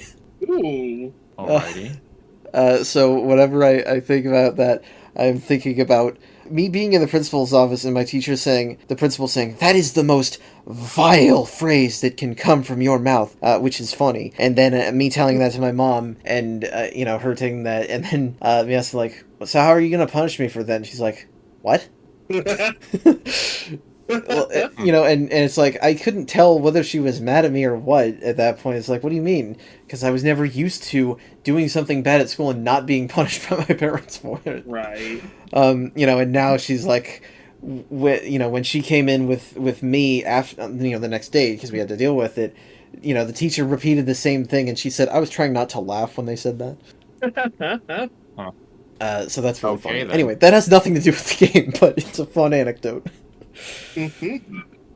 So I like Egg Fleet. I do not, unfortunately, like Final Fortress as much. I mean, it's climactic. It's giant climactic structure, and the music is pretty good. So the music is an interesting point. I don't remember the music all that well. So it's got these techno beats, and it definitely has a climactic feel to it, but it lacks any progression. It just has the same sort of beat throughout the entire track, which, it has like over a minute loop, I think, but it doesn't feel any different after you've heard like the first 5 seconds. It's very strange. It feels unfinished, like it needed more time in the oven, which maybe fair. The music also somehow at the end here was, I don't know. I don't know that would be the case, but I don't know. To be honest, I don't think I have much to say about this stage, but there's a very good reason for that. Devin played the stage for me. He got frustrated and got a game over at one point, and so we started a parsec, and I co-opted in for a second. And then we had a whole ordeal trying to get it to switch back to detecting its normal controller. It was a nightmare. Yeah, that was annoying. Yeah, it's a lot more linear. It's full of more repetitive combat. This stage is fucking miserable with Team Dark. It's the longest stage in the game with the most fighting, with the team that does the most fighting. There are so many giant hammer dudes, and especially now that we've got the ones with helmets that you have to knock off and then hit only on the top of their head. The Team Rose version of Final Fortress is not bad at all. Kind of just run through it and it's done. And I was entertained because they actually continued the unique incidental dialogue. There's a bit where Amy's like, I can't believe he built this thing. It's huge. And Cream's like, maybe he doesn't like his neighbors much. Yeah, he doesn't. It's true. Thank you, Cream. That's true. He doesn't. I love how innocent Cream is. She's great. She's great. And then there's a surprise bit of actual continuity when Amy explicitly references the egg carrier ordeal in Sonic Adventure when she's like, the weather here reminds me of like the storm on that day. And I'm like, wow, that I did not expect that. Some actual continuity, wow. I think Knuckles brings it up too, but yeah. Both Sonic and Shadow end off with these very long rail grinding sections where you get stacked up with more and more lanes of rails because they get more and more laser cannons firing down the edges of each rail, and you have to really quickly switch between them. And then there's this final bit where you're grinding down, and the giant Eggman base, that's shaped like his head in the background, you see it pull a bunch of energy together and fire off a giant cannon that is it's honestly kind of fucking awesome. But for me as a kid, that was always where the mashing on the rails became a problem, because if you are not holding the button, you will not get out of the way of that laser in time, and you will die. But then you blow up the giant Eggman head, which I kind of like that, but okay. And missed out on a lot of the cinematic stage moments. That's like the trade-off with Team Rose, is that you don't get a lot of the visual spectacle set pieces. But yeah, Final Fortress is tough, but once you're done with it, you're done with it. So we're done, we finished the stages. Holy shit, we're 2 hours and a half in. It makes you feel just a little bit like playing through the game. Not really, but... So, final boss time, Egg Emperor. Hey, it's an alliteration. I approve of that. That's probably much the only thing I can approve of. This is the first Death Egg-style Eggman mech we've had since Doomsday Zone. Yeah. I guess that's true. the lead into this fight just continues to be absolutely hilarious with Team Rose. Amy just comes up to Eggman and is like, "You're the reason that Sonic and I aren't together. I'll take you down." Like, Jesus, Amy. She's delusional. Amy's gotten so angry she can't see straight. So, when I was a kid, I didn't understand what the phrase "meet your maker" meant. When I was a kid, I didn't understand the idea of alternate continuities. So I thought, like, oh, I know who Sonic's mom is. It's Queen Alina from Sonic Underground. But when I hear Eggman say, "Amy, Cream, Big, time to meet your maker," I was like, oh my god, Eggman created them. Oh my god. That's kind of wholesome. Yeah, just the thoughts that kids have. That's great. So, I mean, yeah, it's not horrible, but I mean, it's not really anything super different from the other boss battles. Fight. I will say, you do get some great repeating lines here. Take this, take this, take this, take this. Ha ha ha! Charge! Yeah, he has a big lance, or sword, I guess, and he has a big shield, and he has a lot of missiles, Michelins, and he hits you with a homing charge if you get too far away, and it is undodgeable, which is bad news if you're a little slow or you're crossing a pit when he does it. Oh, like yeah, me. Don't do that. Like me. The hitboxes on the sword swipes are absolutely fucked. Yes, those are really annoying. Like, there are a lot of points where he'll do a horizontal swipe, and clearly the models do not overlap. It should go over your head because you're small, but it will hit you. Mm-hmm. Yeah. Gotta love that. Other than that, it's like your strategy is not even that different from, like, Egg Hawk. You have to chase him down until he stops. Pretty much. No, yeah, it's the same sort of deal. The main difference is they decided, oh, it's the final boss, so he's got to have 1 billion health. That'll make it feel climactic, right? Yeah. No, not exactly. Like, it's ridiculous how much health he has. Yeah, me and Bruce both resorted to the strategy of, instead of, chasing him down and then, like, busting through with Knuckles or whatever, just spam your attacks so that it charges up the Team Blast gauge enough to use that over and over again. Yeah, that works better. It's not too hard a boss, I would say. It's more just jank, as usual. No, it's really not that difficult. It can get a few cheap hits on you if you're unlucky, but pretty much. It's not that bad. It is a cool looking boss. Yeah. I suppose so. I mean, I would rank it. It doesn't have that oomph to a final boss, really, in my opinion. But it's because it doesn't change as you go through it at all. You basically just keep close and don't let your rings disappear, and that's all you really need to do for the whole fight. Yep. But that's it. That's the normal ending, which we'll get into the true ending. But they're all kind of superfluous to some extent. Yeah, so with Team Rose, as you said before, Eggman literally melts in front of them. And then Chocola and Froggy emerge from the liquid metal, and everyone's just like, yeah, we saved our friends! Completely unfazed by the unsettling prospects. Yeah, nobody wants to question that? Yeah. Yeah. That's okay. You do you, I suppose. I guess it fits Team Rose, though. Which, I must say, the team theme for the credits fits the sort of happy-go-lucky, completely unfazed feel. They made an Amy theme that isn't horrible. What the heck? I actually like this theme. Yeah, Follow Me is pretty good. I don't mind it. It's better than My Sweet Passion. The team themes are all very cheesy in this game, Chaotix has their own theme that literally the lyrics are, Team Chaotix, they're detectives you want on your side. Team Dark's, this machine goes a little harder on the rock side, but it literally all of them, maybe except Team Rose, if I'm forgetting, literally explain who the characters in the team are. I think that's probably true. But I don't think Follow Me references Cream or Big, and maybe not even Amy at all, which is interesting. It just felt like an Amy theme, actually. And then I listened to the other team themes, like, oh, these are more kind of indicative of the teams as a whole. Which, yes, this machine goes so hard. I love it. I wasn't even distracted by the lines because they're so indistinct above all the heavy metal.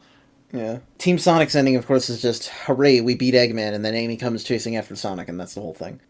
Chaotix and Dark do have some stuff here, though. Chaotix, they break open the door and Eggman's inside, and you're like, what? Eggman just melted, except we already know that it's Melt Sonic.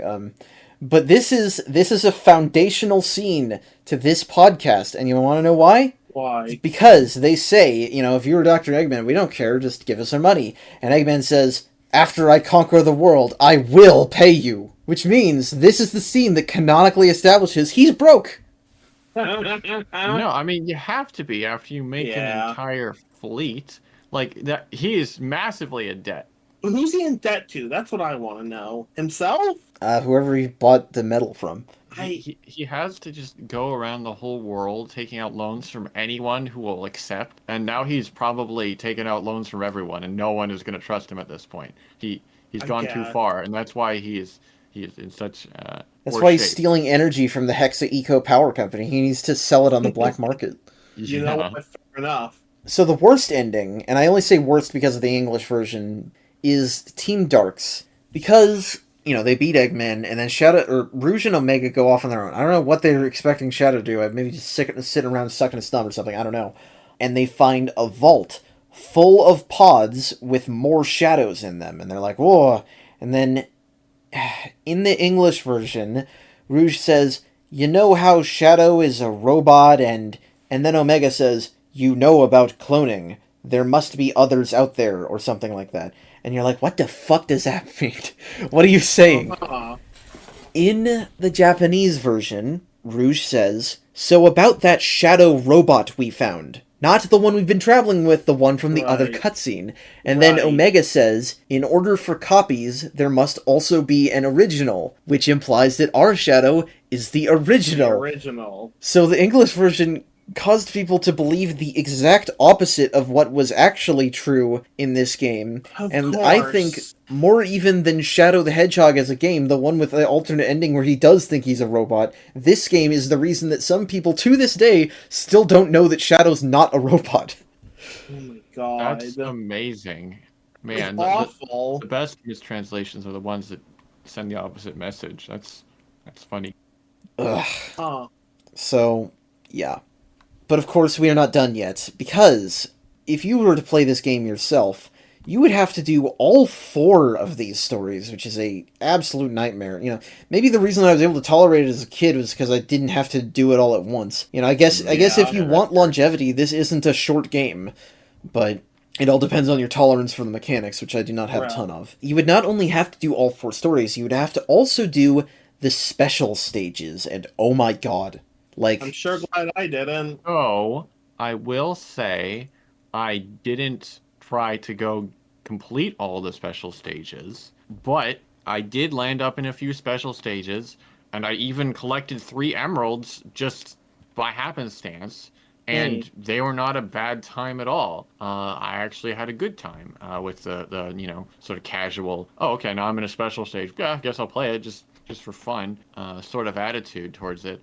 It's not bad. Just there are some things that are not the worst about it. I think that for entering them, it's fine. There are multiple keys spread about a level. You just have to break them open, grab the key, and finish the level with the key. And I think you lose it if you take damage sometimes, but not others. I don't know how it works. But Act 2 of every stage has a Chaos Emerald stage, and conceptually, I don't have a problem with it. You gather orbs, and they add to your boost meter, and then you boost and you race the emerald, and you just catch up with the emerald to get it. The problem is that this is not a half pipe, but a full pipe that you can run along any part of, but you still have gravity, and your controls are utterly unworkable for me, especially in the later ones. Especially when they start crowding the stage with hundreds and hundreds of bombs. It is so easy to get tripped up, and if you do not catch the emerald within, the first third of the latter stages, you will fail, even though you can still run for minutes on end. Well,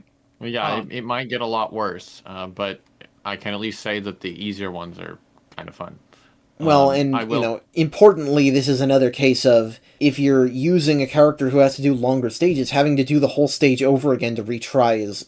Right. Do you have to get all the emeralds as every team? You only have to get 7 emeralds, not 20. Okay. Or 28. Well, that's not terrible. Then that's not too terrible, actually. Because you could just use Team Rose to get the keys.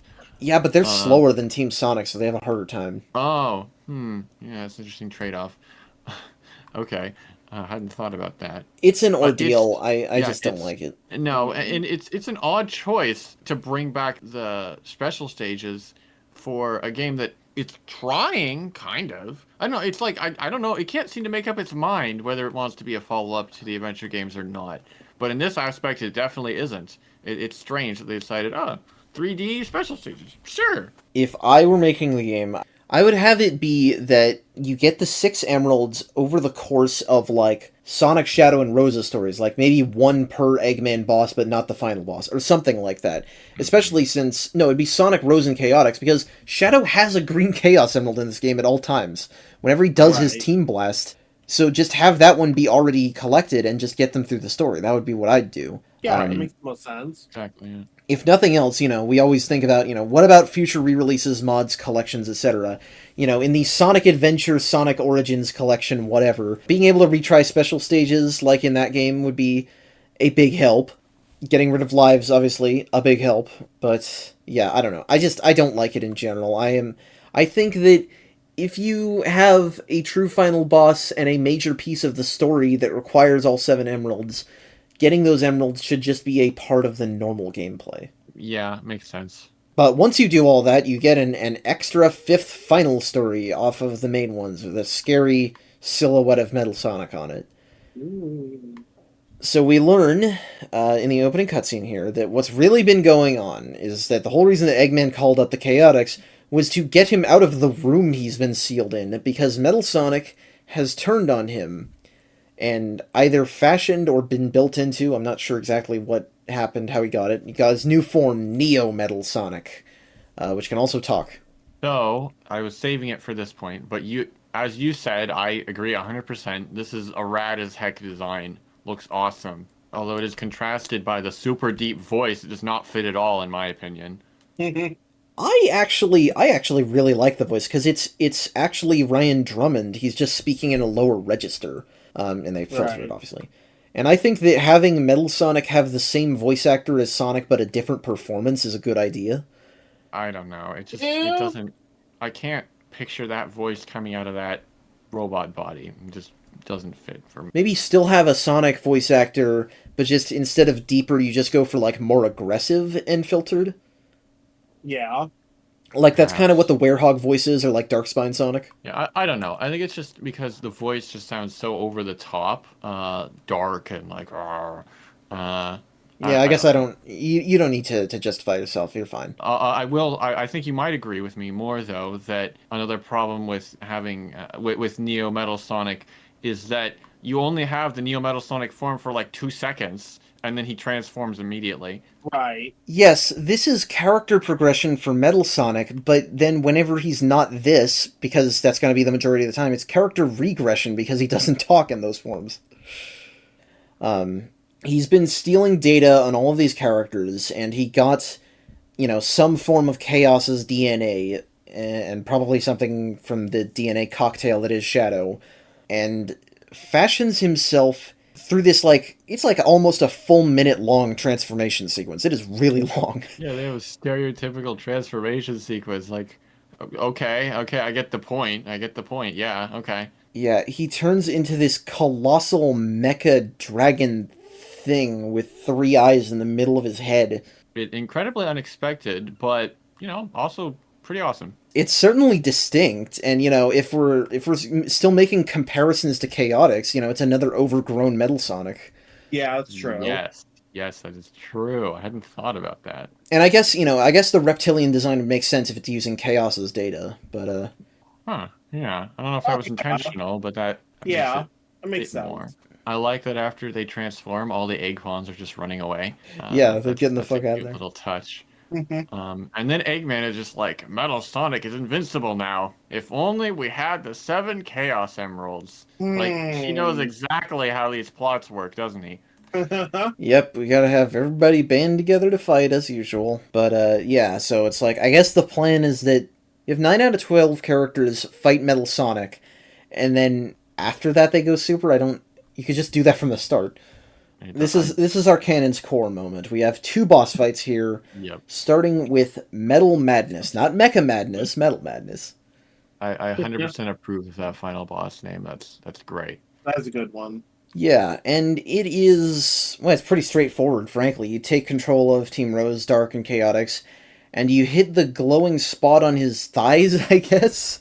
But the color determines which character it has a resistance to, basically. When you said straightforward, did you mean you just play it and you win? I mean, it's pretty clear where you're supposed to hit, and you just do that. I don't know. So you do mean it was straightforward. Okay. Bruce, was it straightforward for you? Somewhat. Oh, okay. Interesting. Very interesting. I had Devin guiding me as well. Okay, well, that probably helped a little bit. Oh, 100% did. This was horrible. I hated this fight so much. I struggled with parts of this fight as well because of bullshit. This fight is full of that. Okay, first of all, let me just say... Parts to me. I think it's just the demeanor of Metal Sonic that like doesn't fit. Because he's just, like I said, he's over the top. He's got all these lines like, I'll tear you to pieces. It's too late. This victory shall soon turn into despair. Yeah, the script is probably part of it, yeah. What is he going on about? But okay, yeah, so each team is stuck on a very small platform. It gets bigger, actually, as you go on. Team Darks is maybe reasonably sized, but it's pretty small for Chaotix and Team Rose. And you just have to, like, shoot at Metal Madness, who's in the background there. And you have to be very careful because the game is still super slippery. The first phase is really the only manageable one because Team Rose is just so broken. You know, you can use Team Blast, get a free level, and he doesn't have a ton of health in this phase. That one was fine. It's Team Chaotix that starts to be really bad. Yeah. Yeah, because he gets more attacks as he goes throughout. He starts with, like a flamethrower and, like, some missiles, and that's about it, I think. And then when you get to Team Chaos, which is on the other side, he has a tail swipe, still the missiles, but then he has the crystal finger missiles. Okay. Yeah, I barely noticed the trapping mechanics until this point. Oh boy. This is horrible. This is just completely unfair. It'll shoot you, and if you're, like, near enough to the missile, I swear you don't even have to touch it. The game's like, oh, you're trapped now. And yeah, it sucks you in. Fires like 10 of them in a row. So it's so easy to just get your entire team trapped and you just lose instantly. What you do is you swap to Charmy and just hover while he's doing it. I wish I was smart like that. I didn't know that he didn't fire them in the air. Fire them in the air. Nope. I didn't even think to do that. He's got 2 types of missiles. He's got the ones that explode into, like, thorns. He does fire those into the air. The trapping ones he does not fire into the air. Well, that would have been nice. Yeah, this is the point where I got Bruce into the strategy of fly all the way up and just spam the thunder shoot until your team blast is charged. That's what I ended up doing to get through the chaotic section. So you cheesed it. I too cheesed it after struggling, like, who knows how long. Felt like 10 or 15 minutes of just absolutely no progress. Because on top of the stupid missiles, the weak spot just doesn't work. Half the time, when you hit it, you just do no damage. And I'm not talking about when it's the wrong color and he's immune to you. I'm talking about when it's the right colors. I know you can't hit it when it's yellow with Thundershoot. That. But it doesn't. I think what it is it doesn't pop up with the health bar most of the time. Sometimes you do damage without it popping up the damage numbers. Yeah. I think every time I did a Team Blast as Team Chaotix, it did not pop up with the damage or with the health bar. Well, for whatever reason, I didn't seem to be making much progress, and I kept dying. It doesn't feel like you're making much progress as Team Chaotix. Maybe it's a visual thing, but it was just utter pain. And so eventually, I was like, my gosh, I just can't do it. And so I just looked up, and it's like, oh, turn invisible. Oh. I was like, oh. And then the boss just can't hit you, and you can just kill it with shurikens. I never even thought to suggest that. Yeah, Devin, what the fuck? I forgot about it, okay? God damn it, Devin. So, I had to cheese the Chaotix phase because it was just horrible. Yeah, no, that's fair. That's fair. No, the Chaotix phase suck. No, it's the hardest, and part of it is also that Team Dark's phase, they have 3 level ups for each character Yeah, just on the stage. True. And Team Rose, if you use the Team Blast, you can get free level ups. Team Chaotix, Right. they give 1 level up to each character, and that's it. Right. Yeah, so it's like you can't use the Thunder Shot and cheese it, because Charmy's only level 1, he's useless. Yeah. Team Dark was pretty fun, though. Team Dark is better. I'll agree that it's better. Fun? No. I don't know, I had fun with it. So, well, first of all, I will say I like that Metal Sonic says, even the ultimate life form cannot stop me. That was cool. That's kind of a cool line. But, I mean, yeah, you've got, like I said, a bigger platform, so there's much less risk of just stupidly falling off. And, yeah, you get the levels, which is helpful. But, I mean, he's still got all the same stupid attacks. You can still get trapped. The hitbox does seem to function better. And time freeze really helps here. Yes, it does. That was probably the only reason I could beat it was because of the time freeze. It was still very difficult. Interesting. Yeah, I think I died once as Team Dark, and then I was fine the rest of the way through. I don't know. It's a bit of a rough boss. Yeah. So we get to the transformation cutscene here, and it's really weird because Shadow encourages Sonic to go super to fight another Sonic. He says, "You 3 use your superpowers." So I think the implication at a certain point here was that over the course of this game, Shadow was actually regaining some of his memories. Right. And that makes sense since Sonic Battle, he remembers everything, and I refuse to believe that game was made with Shadow the Hedgehog in mind as a game it would go after. But what that ends up meaning is Shadow knows what super forms are, but does not think to use his own. I guess he doesn't know he has his own yet, but he can use Chaos Control in this. Yeah, maybe, like, if I had to rationalize it some way, I guess last time he used his super form he died, so... Yeah. I mean, as far as we know, any old character can go super if they get all the Chaos Emeralds. I mean, yeah. Why you asking that? Not asking why aren't any of the Chaotix going super? Why isn't Team Rose go super? Because any old character can go super, right? Right? That's true. Isn't that true? Well, I mean, you know, their Super Knuckles already existed, and yeah, exactly. We literally had evidence. Thought Super Tails existed before this. No, it did. He just needs the Hyper Emeralds, but it does. Okay, so that's right. He was a Hyper. He only had Hyper Tails. That's right. This is where things get really complicated and lost in the weeds here, because Sonic definitely goes super. I don't know what the fuck he's doing with Tails and Knuckles. So that's the thing. These are considered super forms, right? Are they? Yes, but they're Which is not the stupid. same as being Super Tails and Knuckles. So it's like, what are they? They're super bubbles. I thought that this was Sega's attempt to retcon that Knuckles and Tails ever went super. And no, instead, they can just, assume this not quite super state if they need to.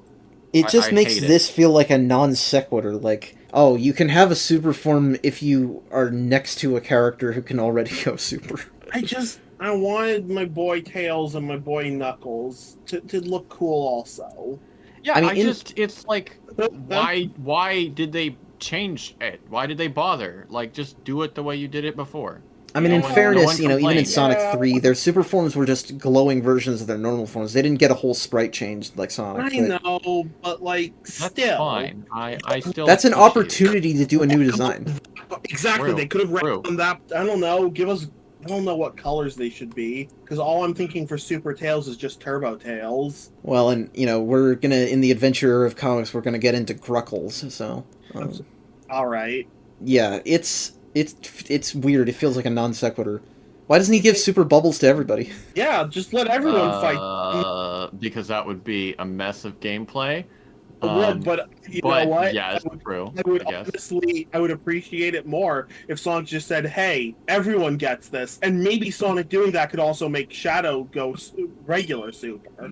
See, I understand limiting the use of super forms, because that can cause a lot of issues with stakes. That's why they haven't brought Hypersonic back, is because that gives us an opportunity for Super Sonic God Supersonic. Fair, yeah. Blue Evolved Shinka SS Ultra Instinct Super Turbo Champion Baconator Edition. But So here's the thing. I don't mean to interrupt, but the reason they don't have to include hyper forms in every game. That's fine. But the thing that irks me, and the thing that irks me about this as well, is the need to say no, no, no, no, no. Not only are we not going to do that, but we're going to say it didn't happen. They retconned it. They've said the hyper forms don't exist anymore. It's true. They've been retconned. They don't need to bring back the hyper forms. I agree. The hyper forms need to be brought back. I would say it's a bigger problem, though, ignoring the other characters' super forms, because that puts way too much on Sonic. Like, oh, he's the main character. He's the only one who can save the day. Or apparently Shadow, except here, when he doesn't remember that he can go super. Super Shadow appears in the next 2 games as well, so that's weird. This is the odd man out. He would have been in 4 games in a row otherwise. You know what? Also, you made a good point. Also, it's putting a lot of the. It's making Sonic too important. Yeah, devalues the other characters in a game called Sonic Heroes. Right.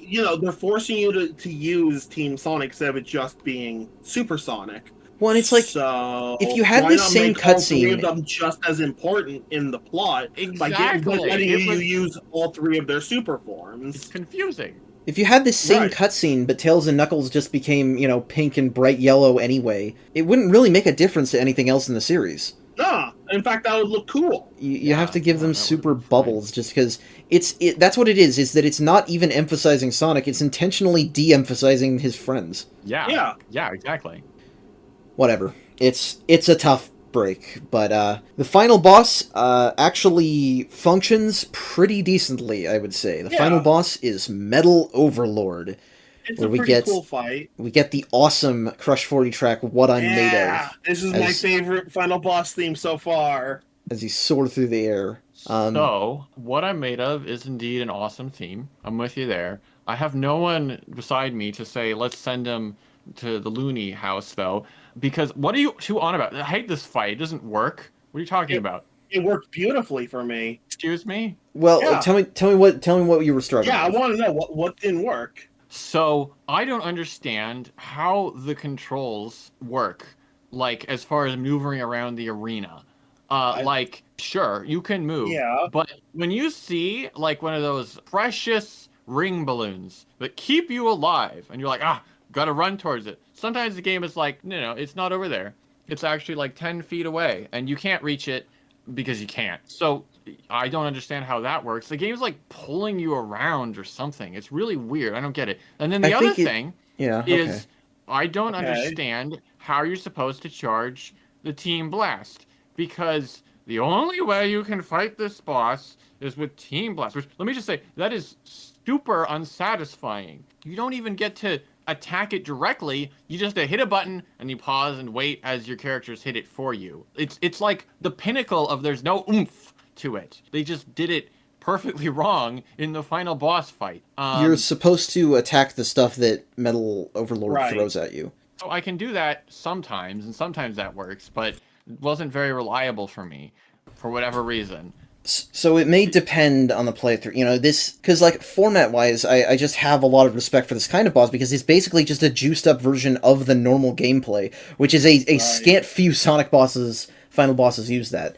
But so basically, Metal Sonic will shoot, crystal laser beams at you or something, and if you just kick through those with Sonic, that'll get, half your gauge right there. Yeah. He'll do the crystal missiles, the incapacitation ones, the traps, and Tails can thunder shoot those away, and you can get teammates trapped in there, but they break a lot easier than in the regular fight. Mm-hmm. And then sometimes he'll pick up a ship to throw at you, and that's the one that you use Knuckles for, where you do his 3-hit combo, but instead if you just keep pressing the button, he keeps firing fireballs out of his hands. I'll admit, I think I only successfully did that once.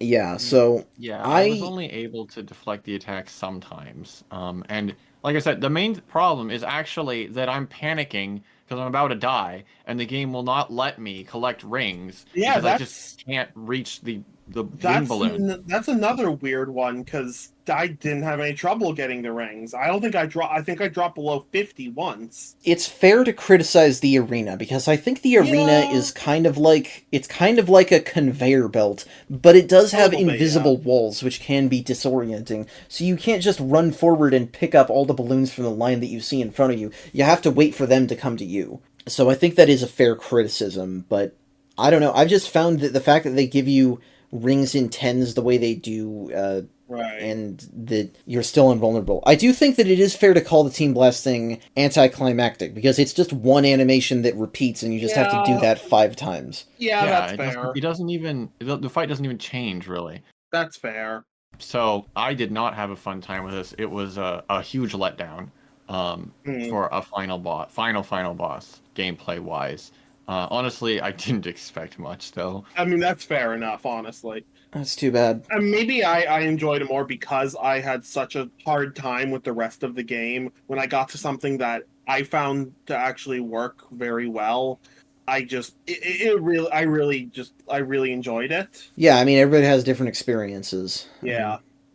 Obviously. But I will say, like story wise, this was an interesting fight.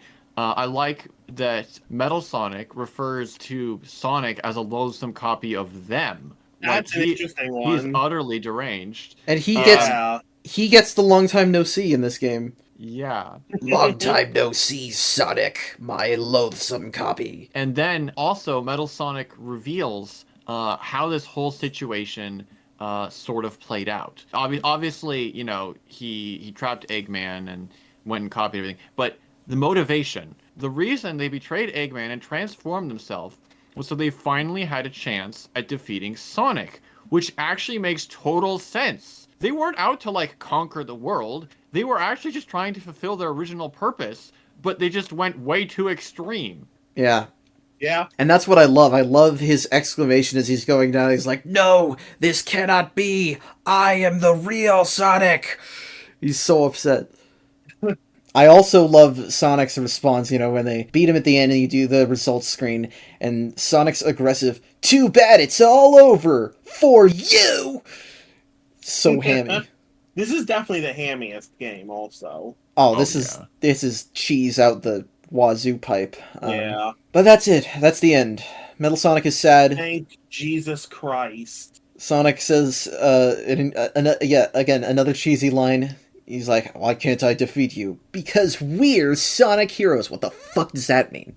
It's the name of the game! Title drop! What does it mean to be a Sonic hero? What defines that? Who knows? Is Knuckles comfortable being referred to as that? I feel like he'd take issue with that. Knuckles honestly feels like he was just dragged along for most of this game. I mean, literally. Yeah, who's guarding the Master Emerald right now?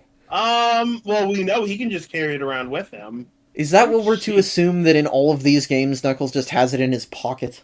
Yeah. And because I guess Angel Island is on the ground now, so it doesn't need to be there.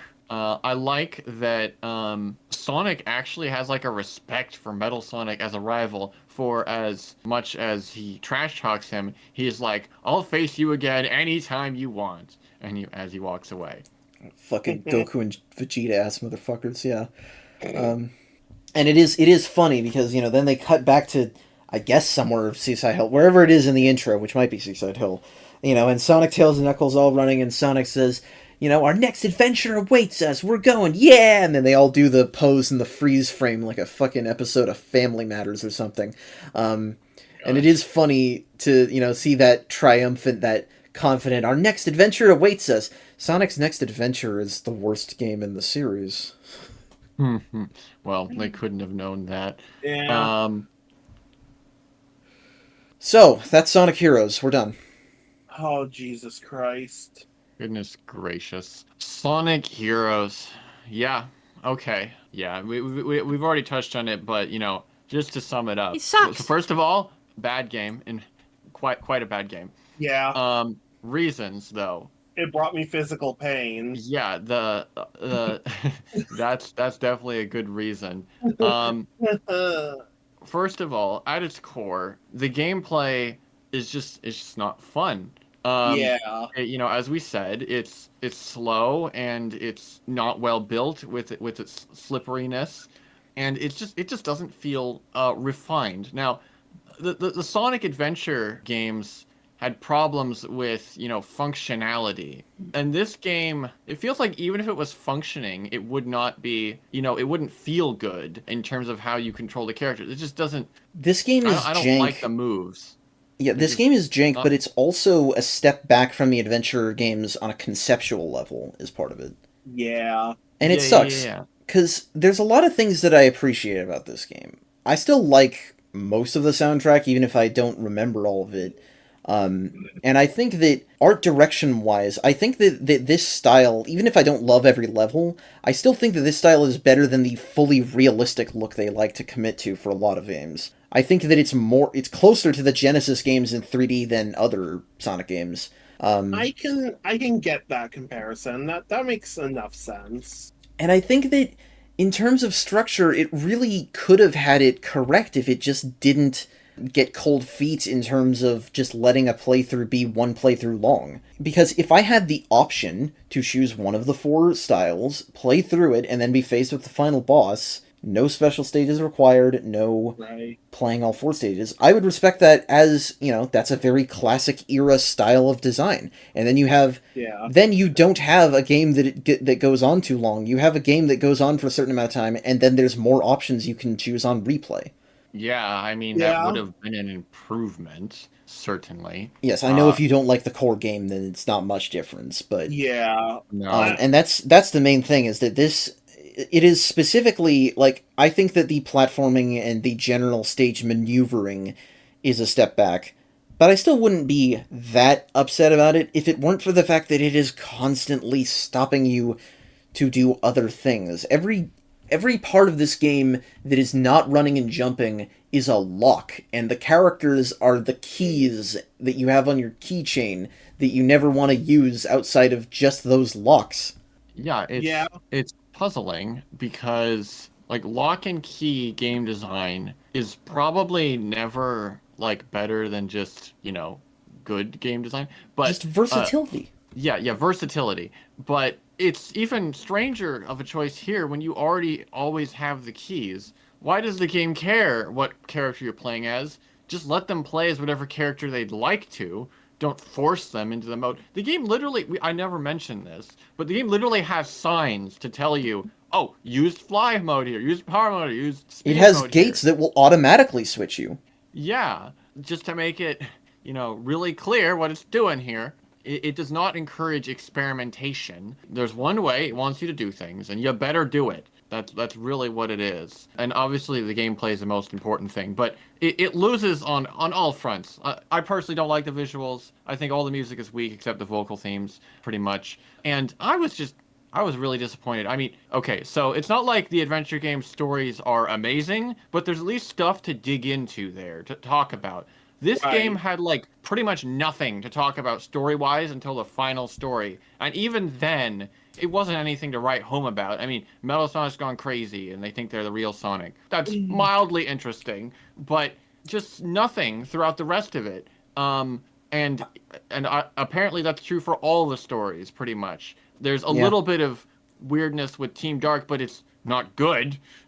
It's at the cost of prior established material. I can take a sparse or simple story, in service to good gameplay, or I can even just take it in general if it's still charming. But this game has easily one of the worst English scripts in the franchise. I didn't realize, but you bringing up the difference between the Japanese and the translated, that's crazy. Yeah, totally. Yeah, but it's not like I think that the Japanese version is amazing. It's just less embarrassing. You don't have to have a great story. I like Advance, but I'm just saying, if you can't have the gameplay, then maybe you can have something else. There's nothing else. This game has little redeeming quality to it, in my opinion. It has very little to offer for you, yeah.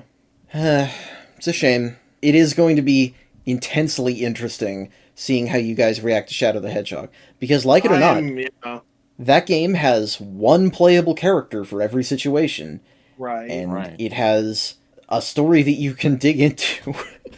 No, I'm very curious about Shadow the Hedgehog now. I don't like how the endings work. Yeah, well, I have on a gameplay front. I have a schedule for the endings that we're going to follow that's going to hopefully make it a little more tolerable.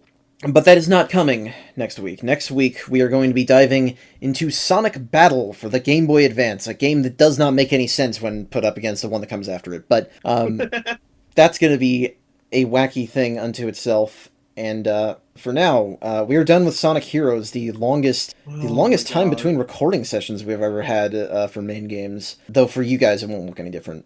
But with all that said, thank you guys so much for being here. You can access us through the link tree in the description. You can find all of our links there. I hope if you guys enjoyed this episode, you will feel free to share, like, comment, and subscribe. We will see you next week. Have a great night, and take care.